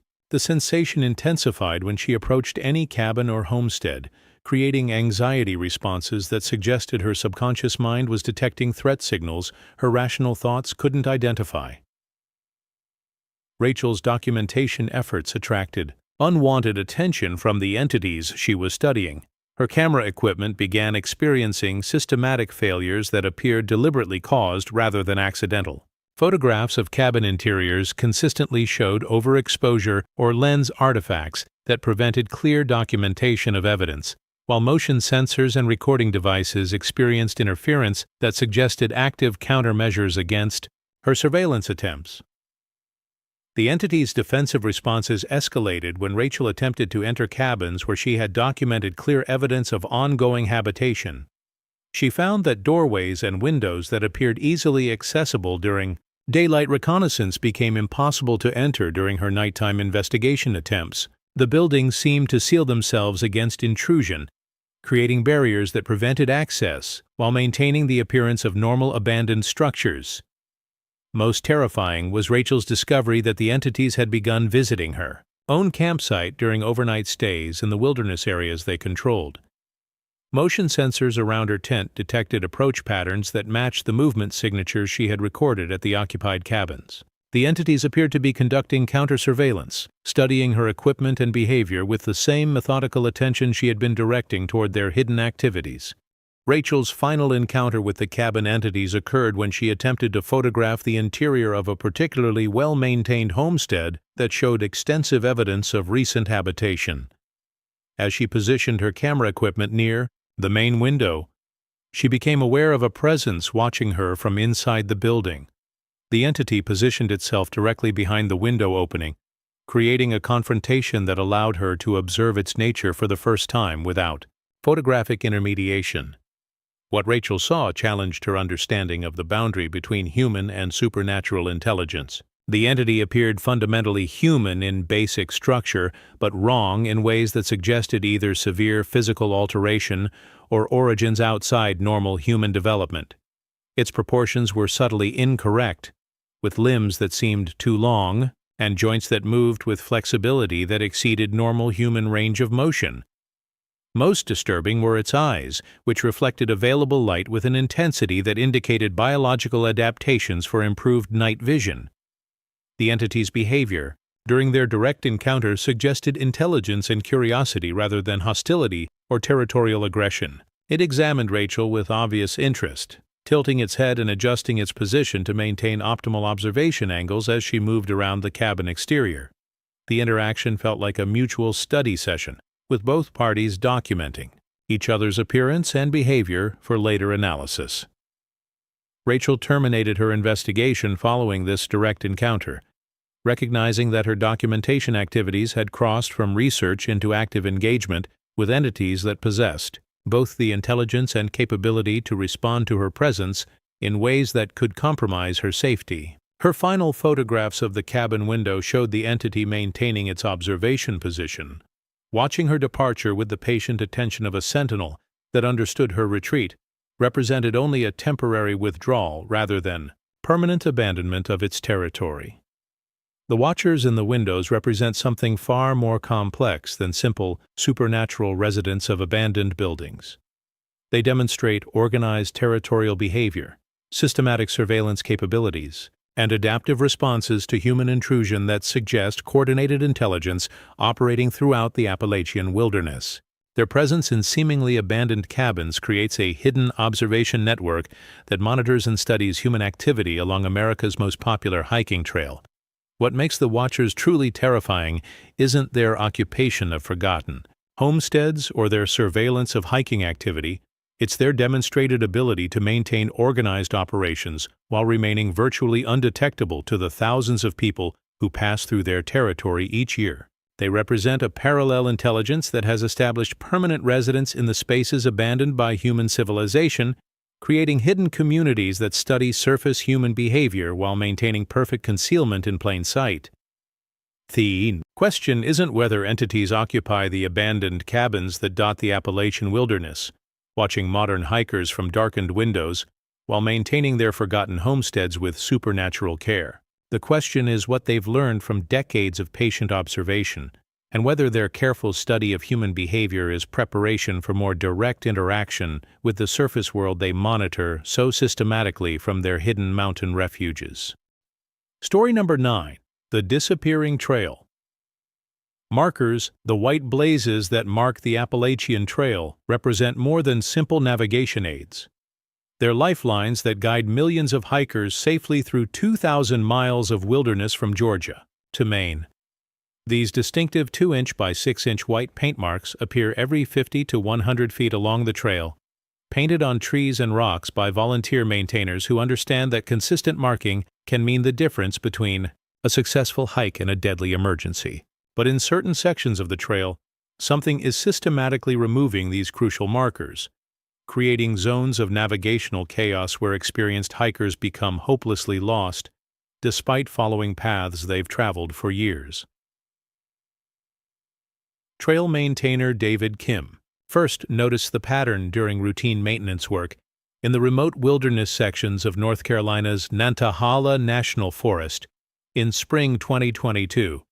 As a volunteer with the Appalachian Trail Conservancy, Kim was responsible for maintaining trail markers across a 20-mile section that included some of the most challenging terrain along the entire trail corridor. His work involved repainting faded blazes, clearing vegetation that obscured markers, and adding new blazes where trail reroutes required updated navigation guidance. Kim discovered that blazes he had painted during his previous maintenance cycle 6 months earlier had completely disappeared from trees that showed no evidence of natural wear or weather damage. The missing markers weren't simply faded or partially obscured, they had been removed so thoroughly that the underlying bark showed no trace of paint residue or chemical staining. Most puzzling was the precision of the removal process, which had eliminated the paint without damaging the tree surfaces or leaving tool marks that would indicate mechanical scraping. Initially, attributing the missing blazes to vandalism or unauthorized trail modifications, Kim began documenting the locations and patterns of marker disappearances. His records revealed something that transformed routine maintenance concerns into evidence of systematic sabotage targeting the trail's navigation infrastructure. The missing blazes followed specific patterns that seemed designed to create maximum confusion for hikers while maintaining enough markers to prevent immediate awareness of navigational compromise. The removal pattern concentrated on blazes positioned at critical decision points where hikers needed clear directional guidance, trail intersections, stream crossings, and areas where the main trail diverged from side paths or logging roads. Someone or something was selectively targeting the most crucial navigation markers while leaving less important blazes intact, creating a subtle form of misdirection that would cause hikers to make wrong turns without realizing they had left the correct trail. Kim's investigation revealed that the blaze removals occurred overnight during specific time periods when no hikers were documented as camping in the affected areas. Security cameras positioned near known disappearance sites detected no human activity during the hours when markers vanished, suggesting that whatever was removing the blazes operated with stealth capabilities that exceeded normal human limitations. Most disturbing was the discovery that the removals followed complex schedules that seemed coordinated across multiple trail sections spanning different national forests. The psychological impact on lost hikers became apparent when Kim interviewed people who had become disoriented in areas where blazes had been systematically removed. Their accounts described a consistent pattern of gradual confusion that began with uncertainty about their location and escalated into complete navigational breakdown. Hikers reported following what they believed to be the main trail for hours before realizing they had been following unmarked paths that led deep into wilderness areas where rescue operations would be extremely difficult. Most unsettling were reports from experienced hikers who claimed to have seen white blazes that led them off the correct trail, only to discover later that no official markers existed in those locations. These false blazes appeared to be painted with materials that matched the official trail marking specifications, but guided hikers toward remote areas where they became increasingly lost and disoriented. The phantom markers seemed to appear when hikers were most vulnerable to misdirection and disappeared when rescue teams attempted to verify their locations. Kim's research attracted the attention of Dr. Sarah Chen, a behavioral psychologist who had been studying the psychological effects of navigational uncertainty on wilderness travelers. Dr. Chen's analysis revealed that the blaze removal pattern followed sophisticated principles of cognitive manipulation, creating navigational confusion that triggered specific psychological responses in lost hikers. The missing markers weren't randomly distributed, but strategically positioned to exploit known weaknesses in human spatial reasoning and decision-making under stress. According to Dr. Chen's research, the systematic removal of trail blazes created a form of environmental gaslighting that undermined hikers' confidence in their navigation abilities and spatial awareness. Lost hikers began to question their own memories of trail conditions, their ability to read maps and compasses, and their fundamental understanding of wilderness navigation. This psychological destabilization made them more susceptible to poor, decision-making and increased their likelihood of becoming severely lost in areas where rescue operations faced significant challenges. The pattern of blaze disappearances correlated with increased missing persons cases in the affected trail sections. Analysis of search and rescue data revealed that hikers disappeared most frequently in areas where marker removal had been documented within the previous 30 days. The missing persons weren't random victims, but appeared to be specifically targeted individuals who met certain criteria related to their hiking experience, equipment capabilities, and solo travel status. Kim's investigation took a disturbing turn when he discovered evidence that the blaze removal process involved more than simple paint elimination. Trees that had lost their white markers showed biological changes that suggested exposure to substances or processes that shouldn't exist in natural forest environments. Bark analysis revealed chemical alterations that went beyond surface paint removal, indicating that whatever was eliminating the blazes was also modifying the underlying tree biology in ways that prevented future marker adhesion. The chemical analysis attracted attention from Dr. Michael Torres, a biochemist specializing in environmental contamination studies. Dr. Torres' examination of affected trees revealed the presence of organic compounds that didn't match any known natural or industrial chemicals. The substances appeared to be designed specifically to neutralize paint adhesion while promoting rapid healing of bark surfaces, suggesting technology or biological processes that exceeded current human capabilities. Most disturbing was Dr. Torres' discovery that the chemical compounds continued to affect trees for months after initial exposure, creating zones where new trailblazes couldn't be effectively applied. Volunteer maintainers found that fresh paint applied to previously affected trees would fade or disappear within days, regardless of weather conditions or paint quality. The affected areas were gradually expanding, creating growing sections of trail where permanent marking became impossible to maintain. Kim's surveillance efforts to identify the source of blaze removal yielded evidence that challenged rational explanation. Motion-activated cameras positioned near vulnerable markers detected activity during the hours when blazes disappeared, but the recorded footage showed environmental disturbances rather than identifiable agents of removal. Trees appeared to shed their paint marks spontaneously, as if the blazes were being absorbed into the bark or dissolved by unknown natural processes. The recorded footage revealed that blaze removal occurred in conjunction with other environmental anomalies that suggested supernatural intervention in forest ecosystems. Wildlife behavior changed dramatically during removal events, with nocturnal animals fleeing the area and diurnal species remaining inactive despite normal activity periods. Temperature fluctuations created localized weather patterns that didn't match regional conditions, while electromagnetic interference affected electronic equipment positioned near affected trees. Park Service investigators found evidence that the blaze removal problem extended far beyond Kim's maintenance area. Similar reports of systematic marker disappearance came from trail sections in Virginia, Tennessee, Pennsylvania, and Maine, suggesting a coordinated phenomenon affecting the entire Appalachian Trail corridor. The removals followed seasonal patterns that correlated with peak hiking periods, concentrating during times when the maximum number of people would be affected by navigational disruption. The scope of the phenomenon suggested organization and planning that exceeded the capabilities of human vandalism or environmental activism. The blaze removals required detailed knowledge of trail maintenance schedules, hiker traffic patterns, and wilderness rescue capabilities. Most significantly, the removal process operated across multiple jurisdictions and federal land management agencies without detection by law enforcement or environmental monitoring systems. Kim's final discovery revealed the true purpose behind the systematic blaze removal campaign. Hidden cameras positioned in areas where false blazes had been reported captured footage of hikers being guided towards specific locations by phantom markers that appeared and disappeared according to individual vulnerability factors. The false blazes seemed to target particular types of hikers: solo travelers, inexperienced navigators, and people hiking during optimal conditions for becoming permanently lost.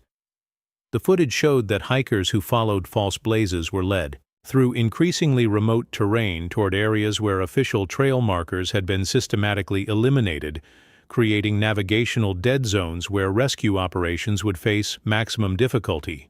The false marker system appeared designed to collect specific types of hikers, while maintaining plausible deniability about the supernatural nature of their disappearance. The disappearing trail markers represent something far more sinister than environmental vandalism or natural marker degradation. They demonstrate organized intervention in the Appalachian Trail's navigation infrastructure designed to create controlled opportunities for hiker disappearance while maintaining the appearance of natural or accidental circumstances. The systematic nature of the removals, combined with the appearance of false markers that guide vulnerable hikers toward dangerous areas, suggests intelligent planning and execution by entities that understand human navigation psychology and wilderness rescue limitations. What makes the disappearing blazes truly terrifying isn't just the navigational chaos they create for individual hikers, it's the evidence that something is actively manipulating the trail's safety infrastructure to facilitate the collection of human travelers, according to criteria that remain hidden behind the phantom markers and vanishing blazes. The Appalachian Trail's white blazes represent trust between hikers and the wilderness, a promise that following the markers will lead to safety and successful completion of the journey. When that trust is systematically violated by intelligent forces that use our own navigation systems against us, every white blaze becomes a potential trap rather than a beacon of security. The question isn't whether trail blazes are disappearing from critical navigation points along the Appalachian Trail, replaced by false markers that guide hikers toward areas where rescue becomes impossible. The question is what happens to the people who follow those phantom blazes into the growing navigational dead zones, and whether the systematic elimination of trail markers is preparation for a larger campaign to transform America's most famous hiking trail into a collection system for entities that understand our vulnerabilities better than we understand their intentions. Story number 10.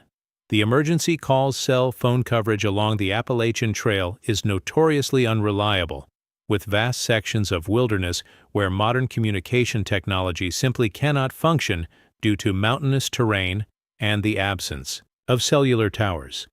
Emergency responders know these dead zones intimately, understanding that hikers who become lost or injured in remote areas often cannot call for help until they reach established communication points near roads or populated areas. This makes the 911 calls that emergency dispatchers have been receiving from impossible locations all the more disturbing.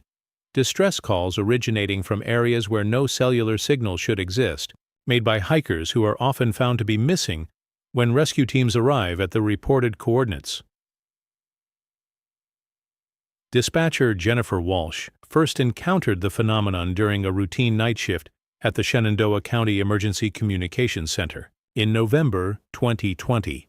With over 15 years of experience handling wilderness emergency calls, Walsh was familiar with the technical challenges of communication in remote mountain areas and had developed expertise in coordinating rescue operations using minimal location information from distressed hikers. What she received at 3:17 a.m. that night challenged everything she understood about cellular communication capabilities in the Appalachian wilderness.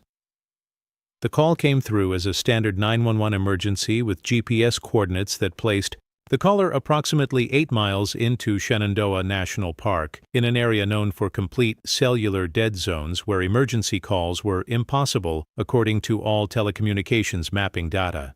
The caller identified himself as Marcus Chen, a solo hiker who reported being lost and disoriented after following trail markers that had led him into unfamiliar terrain. His voice was clear and the connection stable, suggesting strong cellular signal strength that shouldn't exist at his reported location. Walsh immediately dispatched search and rescue teams to the GPS coordinates while maintaining contact with Chen to gather additional information about his condition and surroundings. During their 23-minute conversation, Chen described landscape features that didn't match topographical maps of his supposed location, including a stone bridge over a deep ravine that appeared on no official surveys of the area. Most puzzling was his report of seeing lights from buildings in the distance, suggesting human habitation in wilderness areas that contained no documented structures. The search and rescue team reached Chen's reported coordinates within 2 hours, but found no trace of the missing hiker or evidence of recent human presence in the area. The GPS location corresponded to a steep slope covered in dense undergrowth where hiking would be virtually impossible, and the stone bridge Chen had described simply didn't exist. More disturbing was the complete absence of cellular signal at the location. Rescue team communication equipment couldn't establish contact with dispatch, confirming that the area remained a dead zone where emergency calls should be impossible. Walsh's investigation of the Chen incident revealed it wasn't an isolated occurrence. Emergency communication records showed a pattern of impossible calls from cellular dead zones throughout the Appalachian Trail corridor, with reports dating back over 5 years. These calls shared common characteristics that distinguished them from technical glitches or false emergency reports. They provided accurate GPS coordinates, described specific emergency situations, and maintained clear communication quality that suggested strong signal strength despite originating from areas where cellular coverage didn't exist. The impossible emergency calls followed predictable patterns that suggested systematic rather than random occurrence. They originated most frequently during overnight hours when hiking activity should be minimal, concentrated in wilderness areas with the most challenging rescue access, and involved callers who reported being lost despite claiming extensive hiking experience and proper navigation equipment. Most significantly, the callers consistently described terrain features and landmarks that didn't correspond to their reported GPS locations, as if they were calling from parallel versions of familiar landscapes. Dr. Amanda Rivera, a telecommunications engineer specializing in emergency communication systems, became involved when Walsh's department requested technical analysis of the impossible call phenomenon. Dr. Rivera's investigation revealed that the emergency calls exhibited signal characteristics that violated known principles of cellular communication technology. The calls showed signal strength and clarity that would require cellular towers positioned within the dead zones themselves, but no such infrastructure existed in the reported locations. According to Dr. Rivera's analysis, the emergency calls appeared to originate from communication equipment that operated outside normal cellular networks while maintaining compatibility with standard emergency dispatch systems. The signal patterns suggested access to satellite communication capabilities that exceeded anything available to civilian hiking equipment, implying technology that shouldn't be accessible to typical trail users. Most puzzling was evidence that the calls were being routed through communication infrastructure that didn't appear in any telecommunications database or network mapping system. The psychological profiles of emergency callers revealed disturbing consistencies that suggested the impossible calls weren't random technical anomalies but targeted communications from specific types of hikers. The callers were predominantly solo travelers with extensive wilderness experience who had been hiking in remote areas for multiple days before their emergency situations developed. They reported similar patterns of disorientation and navigation, failure despite carrying proper equipment, and following established safety protocols. Walsh's analysis of caller behavior during emergency conversations revealed that many hikers seemed confused about their own identity and recent activities. Callers frequently corrected themselves about basic information like their names, ages, and hiking experience, as if accessing memories that didn't quite match their current understanding of themselves.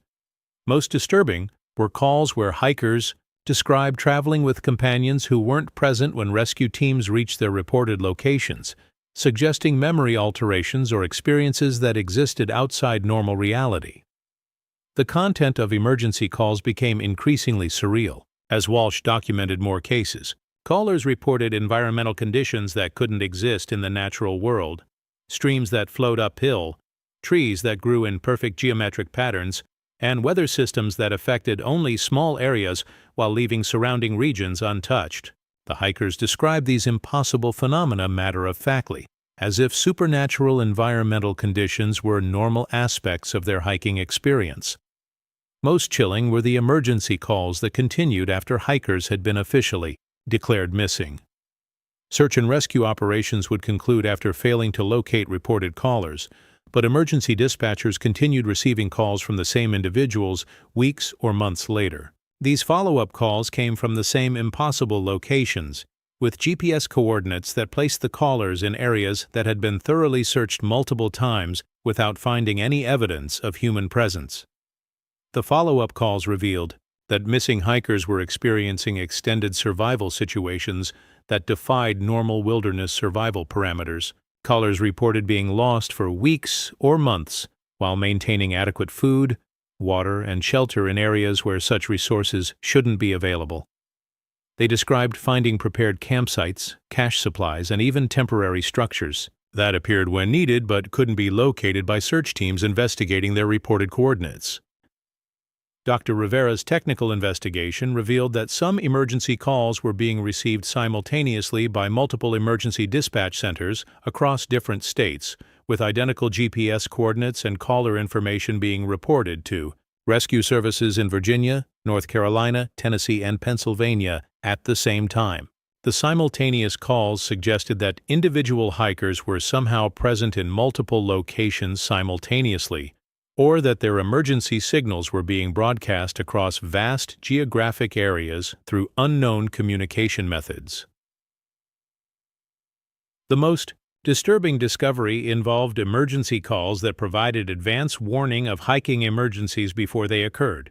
Dispatchers received detailed reports of injuries, equipment failures, and dangerous weather conditions hours or days before. Other hikers in the same areas experienced identical problems. The predictive calls seemed to provide templates for future emergencies, as if someone or something was documenting wilderness dangers before they manifested in reality.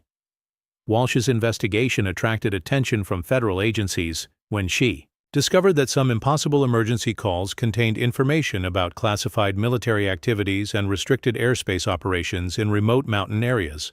Callers described observing aircraft, personnel, and equipment that shouldn't exist in civilian wilderness areas, suggesting that the communication phenomenon was intercepting or accessing restricted information through unknown surveillance capabilities.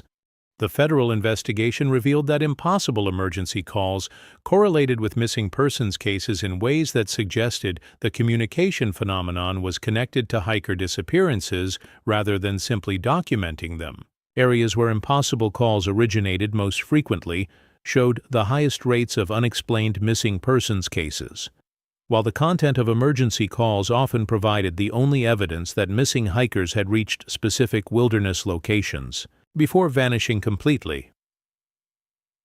The psychological impact on emergency dispatchers became a significant concern as the impossible call phenomenon continued.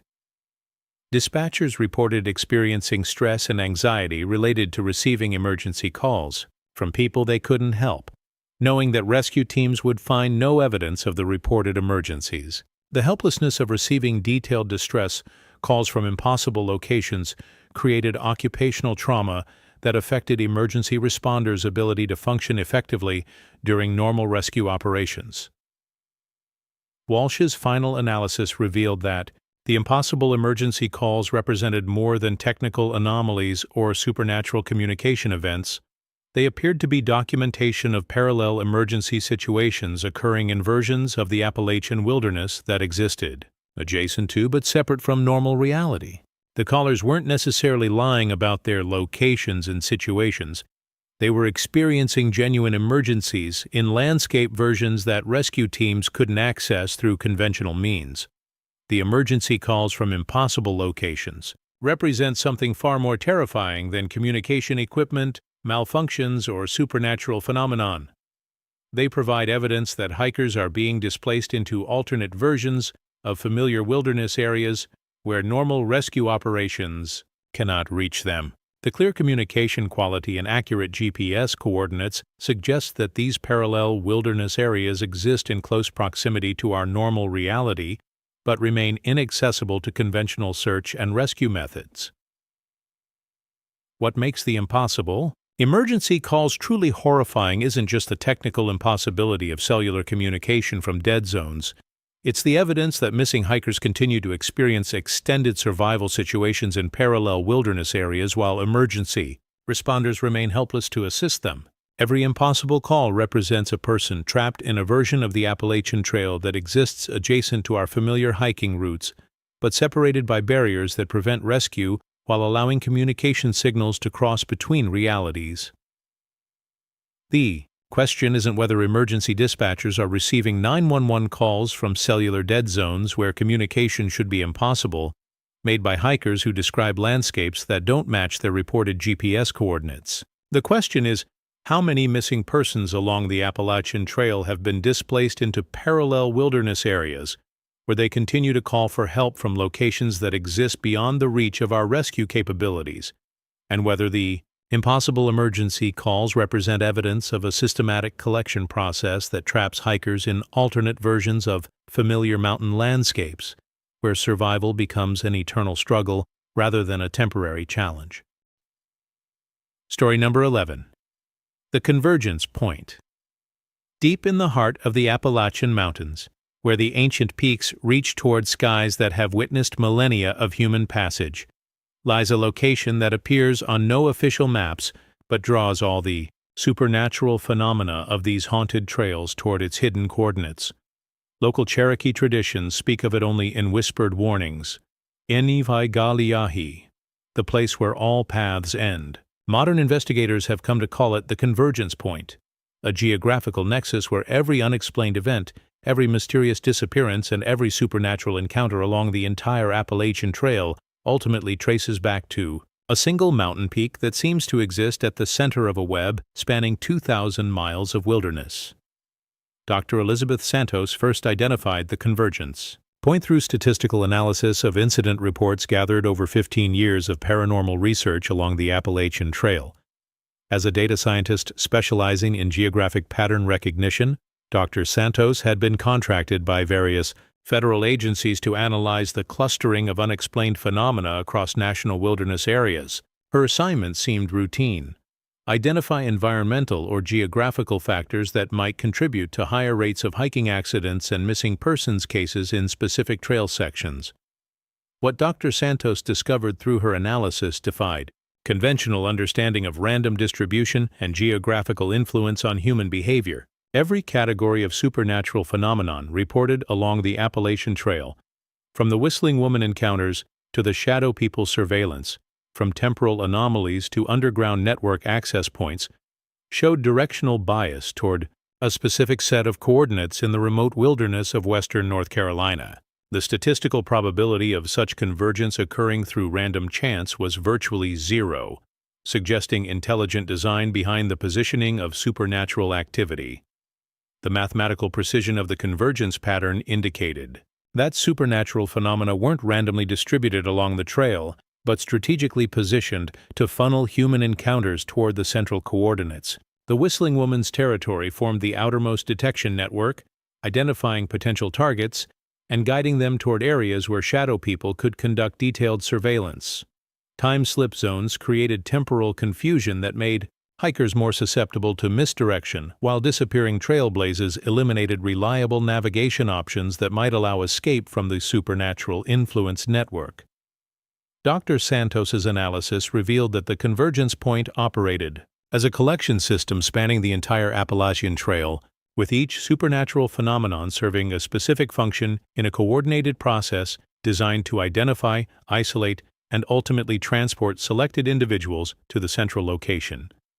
The underground tunnel networks provided hidden transportation corridors, while the abandoned cabin surveillance posts monitored surface activity to optimize collection efficiency. Emergency calls from impossible locations served as tracking beacons, allowing coordination of supernatural activities across vast distances. The Cherokee oral traditions about Enivai-Galiahi provided crucial context for understanding the Convergence Point's historical significance. According to tribal elder Joseph Crow Feather, the location had been forbidden territory for over 8 centuries, designated as a place where the boundary between the physical and spiritual worlds had been permanently compromised.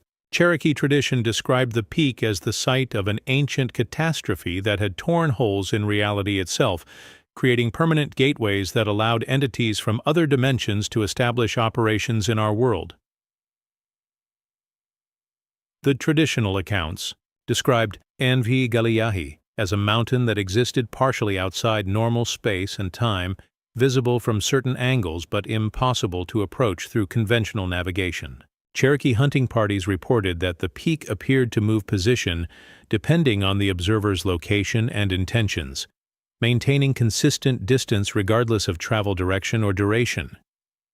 The mountains seemed to exist in a state of geographical flux that made it simultaneously present and absent from the physical landscape. Dr. Santos organized an expedition to locate and investigate the Convergence Point using the coordinates identified through her statistical analysis. The research team included specialists in geology, paranormal investigation, electromagnetic phenomena, and Cherokee cultural traditions. Their mission was to document the physical characteristics of the location and determine what geographical or geological features might account for its role as a supernatural focal point. The expedition faced immediate challenges that confirmed the unique nature of their destination. GPS equipment began providing contradictory readings as the team approached the calculated coordinates, with different devices showing their location in different states despite traveling together. Compassy readings became unreliable, spinning wildly or pointing toward directions that didn't correspond to magnetic north. Most disturbing was the discovery that their path toward the Convergence Point was being monitored by every type of supernatural entity they had previously documented along the Appalachian Trail.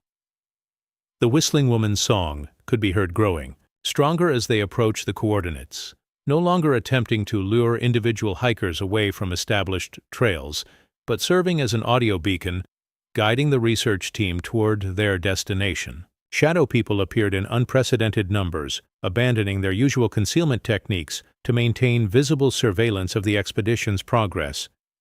The entities seemed to be announcing the team's approach rather than hiding from observation, as if their arrival at the Convergence Point was an anticipated event. The research team discovered that the Convergence Point existed in a state of environmental impossibility that violated multiple laws of physics simultaneously. The peak appeared to support ecosystems from different climatic zones at the same elevation, with tropical vegetation growing alongside Arctic plants in soil that maintained multiple temperature gradients within inches of each other. Water flowed uphill in some areas, while forming ice crystals in others, creating a landscape that resembled a laboratory experiment in environmental contradiction. Most significantly, the Convergence Point showed evidence of temporal instability that made linear time measurement impossible. The research team experienced different rates of time passage simultaneously, with some members aging hours while others experienced only minutes during the same activities. Their equipment recorded multiple timeline streams operating in parallel, suggesting that the location existed at the intersection of several temporal realities that influenced each other through unknown mechanisms. The archaeological evidence at the Convergence Point revealed a history of human presence spanning multiple civilizations and time periods that shouldn't coexist in the same location. Stone structures showed construction techniques from different eras arranged in chronological impossibility.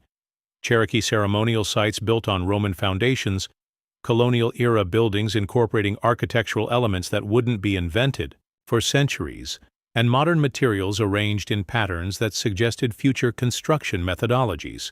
The Lost Colony survivors' stone settlements formed the outer ring of the Convergence Point's human infrastructure, confirming Dr. Santos's theory that historical disappearances had been collected and transported to this location for centuries. The underground tunnel networks emerged from subterranean levels beneath the peak, creating transportation access that connected the Convergence Point to surveillance and collection sites across the entire Appalachian Trail system. The research team's most disturbing discovery involved evidence that the Convergence Point was preparing for a significant expansion of its operations. Construction activities using unknown technologies were creating new infrastructure designed to accommodate vastly increased human populations. The entities operating from the location appeared to be preparing for mass collection events that would transport thousands of people simultaneously rather than the small-scale individual disappearances that had characterized previous supernatural activity. The expansion preparations included communication arrays that could broadcast signals across the entire Appalachian Trail system, allowing coordinated supernatural activities spanning multiple states. The Cherokee Nightland beings operated from command centers that demonstrated technological capabilities far exceeding anything available to human civilization, suggesting that the supernatural entities had been developing advanced operational methods during their centuries of hidden residence at the Convergence Point. Dr. Santos's team documented evidence that every missing person along the Appalachian Trail had ultimately been transported to the Convergence Point, where they joined communities of displaced individuals spanning centuries of disappearances. The location operated as a collection center where people from different time periods and geographical origins were integrated into a hidden civilization that existed parallel to normal human society but remained invisible to outside observation. The psychological conditioning systems at the Convergence Point explained why missing persons rarely attempted to return to their original lives, even when opportunities arose. The entities operating the facility had developed sophisticated methods for altering human memory and identity, creating new personalities that felt more connected to the Convergence Point community than to the surface world they had left behind. The process wasn't forced imprisonment but voluntary recruitment through psychological manipulation that made collection targets eager to remain at their new location. The research team's investigation was terminated when they realized that their presence at the Convergence Point was serving the entity's expansion plans rather than documenting them for outside authorities. Their scientific equipment was being studied and reverse-engineered by intelligences that viewed human technology as primitive but useful for improving their own operational capabilities. Most terrifying was the discovery that their expedition had been anticipated and planned by the Convergence Point operators as a recruitment opportunity, rather than an investigative threat. Dr. Santos made the decision to evacuate her team when she realized that the Convergence Point's influence was already affecting their decision-making processes and emotional attachments to the location. Team members began expressing reluctance to leave, describing the location as more interesting and important than their previous research work. The psychological conditioning was subtle but effective, creating emotional bonds to the supernatural community that competed with their connections to the outside world. The research team's escape from the Convergence Point was complicated by the entity's apparent decision to allow their departure while ensuring they carried influence back to the surface world. The team members found themselves unable to accurately describe the location to outside authorities, experiencing memory gaps and communication difficulties that prevented effective reporting of their discoveries. The Convergence Point had allowed them to leave, while ensuring their knowledge remained contained and their influence neutralized. The Convergence Point represents the ultimate destination toward which all supernatural activity along the Appalachian Trail has been directed for centuries, a location where reality itself has been permanently altered to serve as headquarters for entities that view human civilization as a resource to be harvested rather than a society to be respected. Every supernatural phenomenon encountered by hikers serves the ultimate purpose of identifying and collecting individuals for transportation to this hidden facility where they join communities of displaced persons spanning multiple centuries and civilizations. What makes the Convergence Point truly terrifying isn't just its role as a collection center for missing persons or its violation of physical laws that make escape impossible.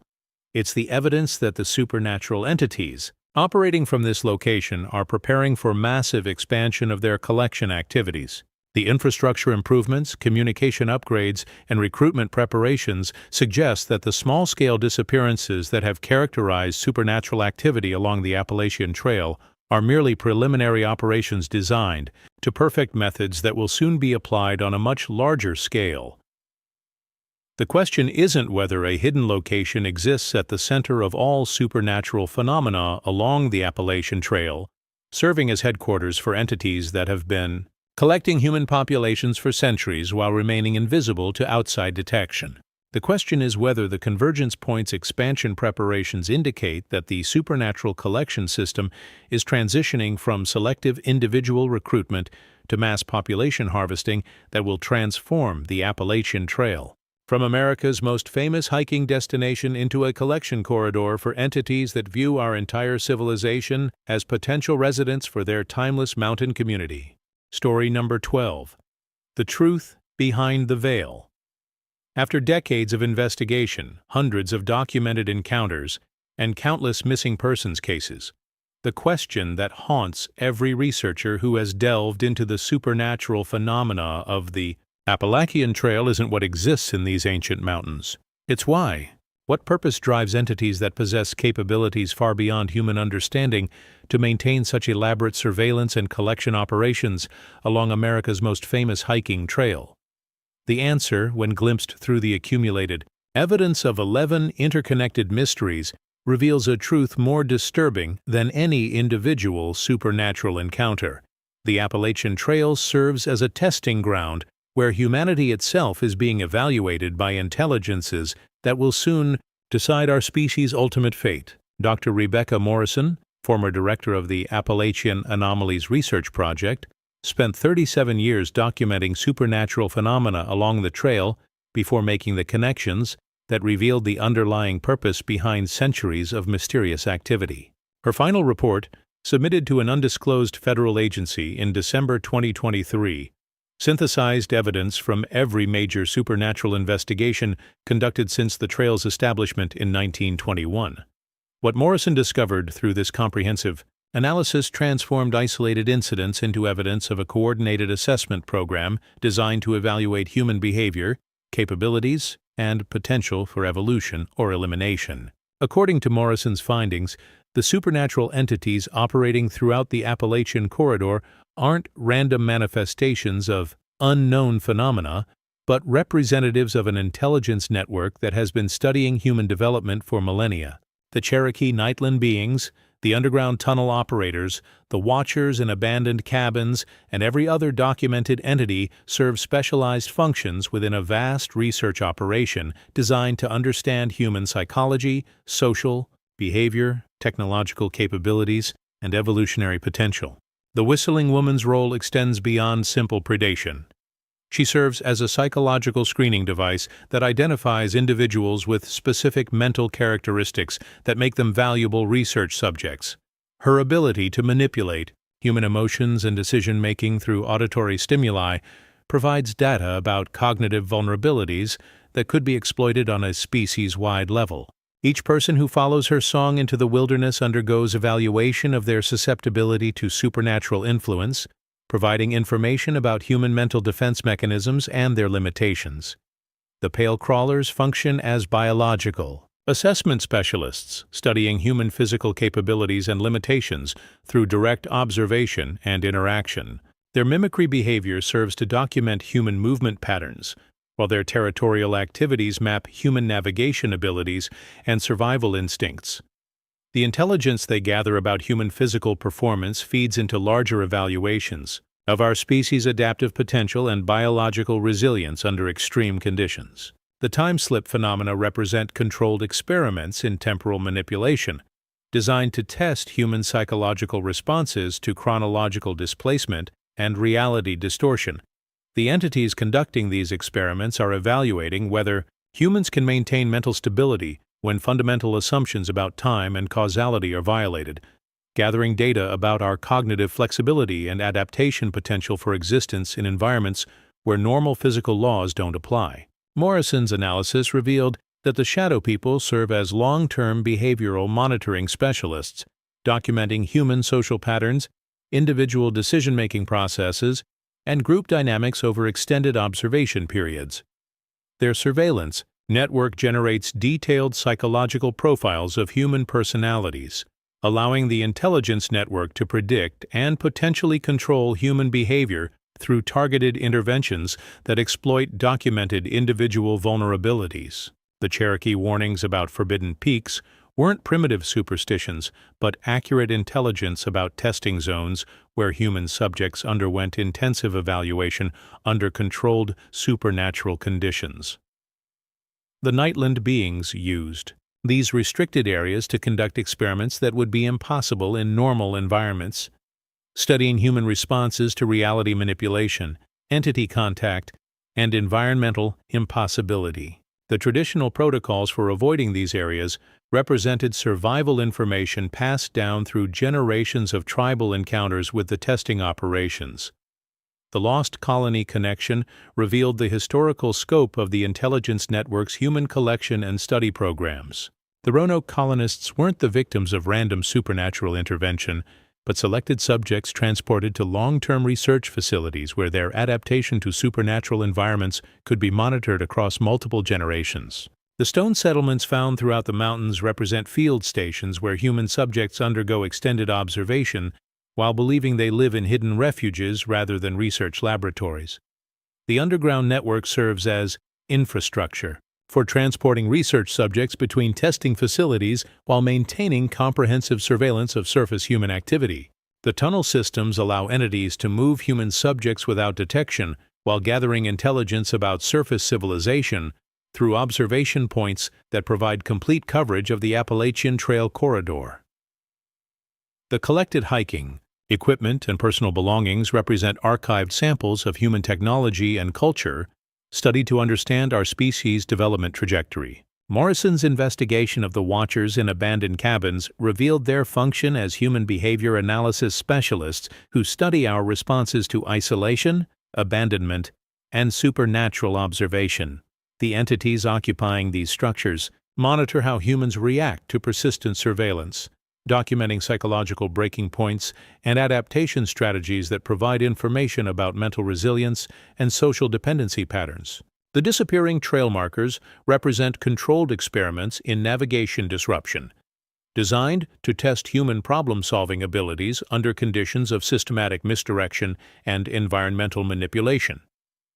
The false blazes that replace. Legitimate markers serve to evaluate how humans respond to deceptive information, gathering data about our susceptibility to manipulation through trusted systems and authority symbols.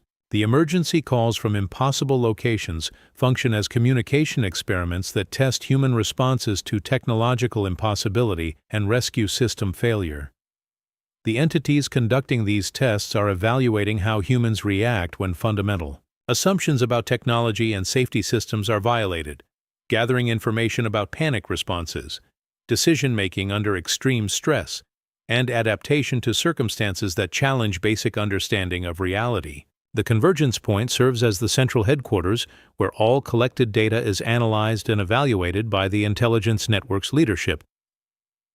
Morrison's research suggested that this location operates as a decision-making center where the accumulated information about human capabilities and limitations is being used to determine whether our species meets criteria for continued existence or requires intervention to prevent potential threats to larger cosmic systems.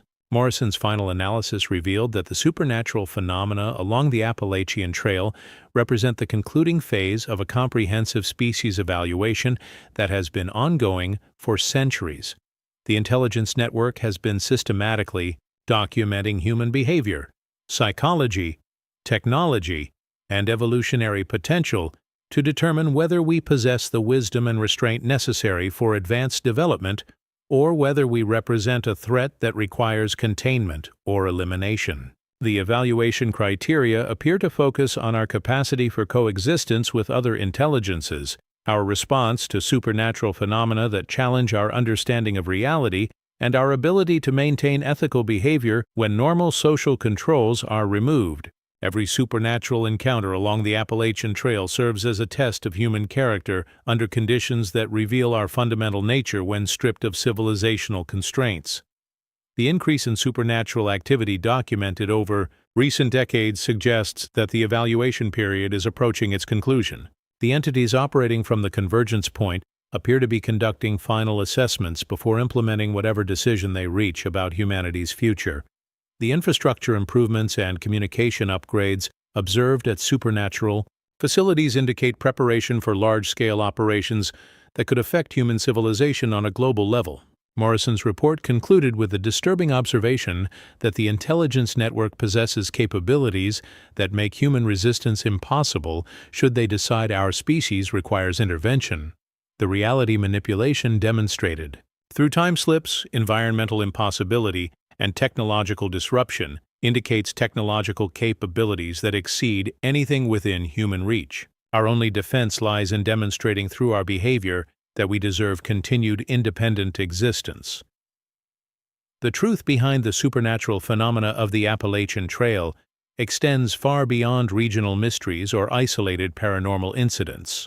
The mountains serve as a testing laboratory where humanity itself undergoes evaluation by intelligences that possess the power to determine our species' ultimate fate. Every hiker who ventures into these ancient peaks unknowingly participates in assessments that will influence decisions about human civilization's future. The entities conducting these evaluations haven't revealed their criteria for species success or failure, leaving humanity to demonstrate our worthiness through our natural behavior under supernatural pressure, our responses to the impossible, our treatment of the vulnerable, our capacity for wisdom in the face of the unknown. All are being documented and analyzed by intelligences that view our entire civilization as subjects in an ongoing experiment, whose results will determine whether we continue to exist as an independent species.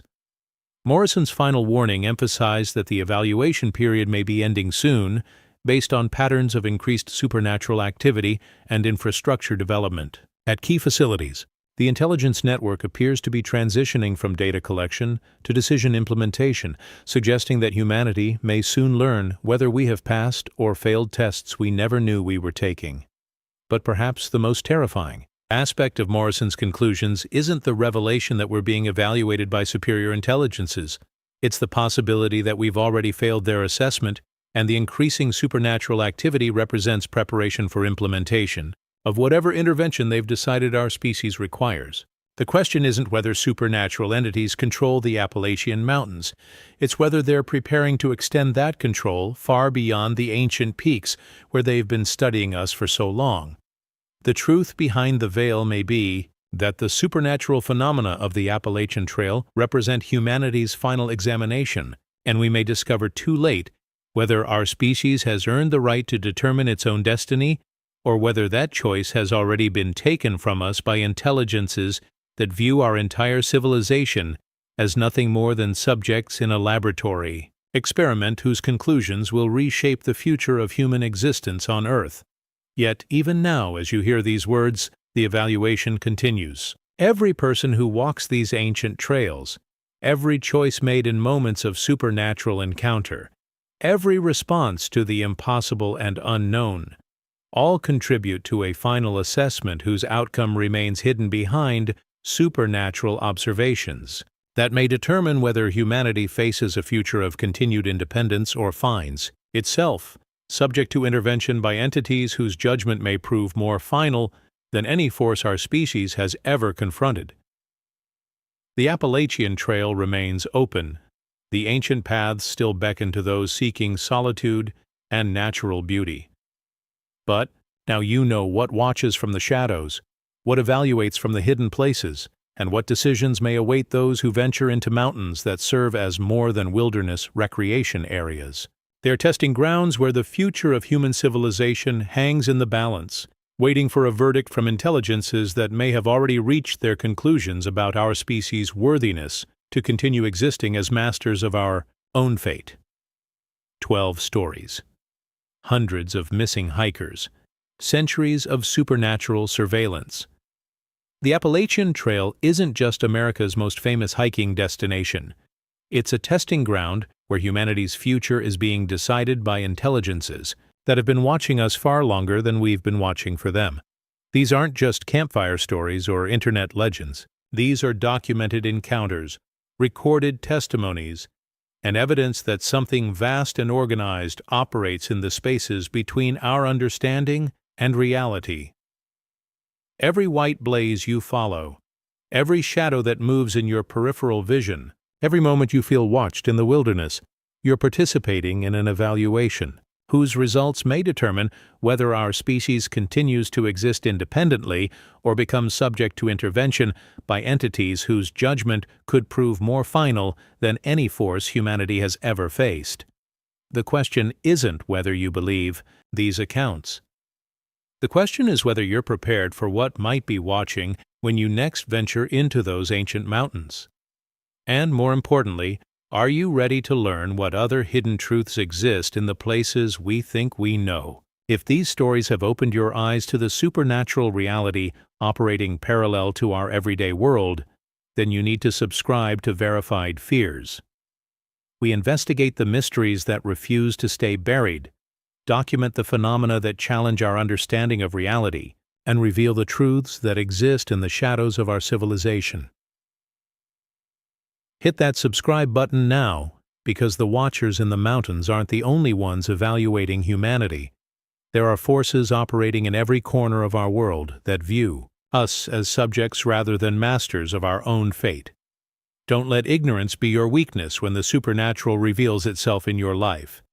Subscribe to Verified Fears, because the truth behind the veil is darker than you imagine, and knowledge might be the only defense we have left.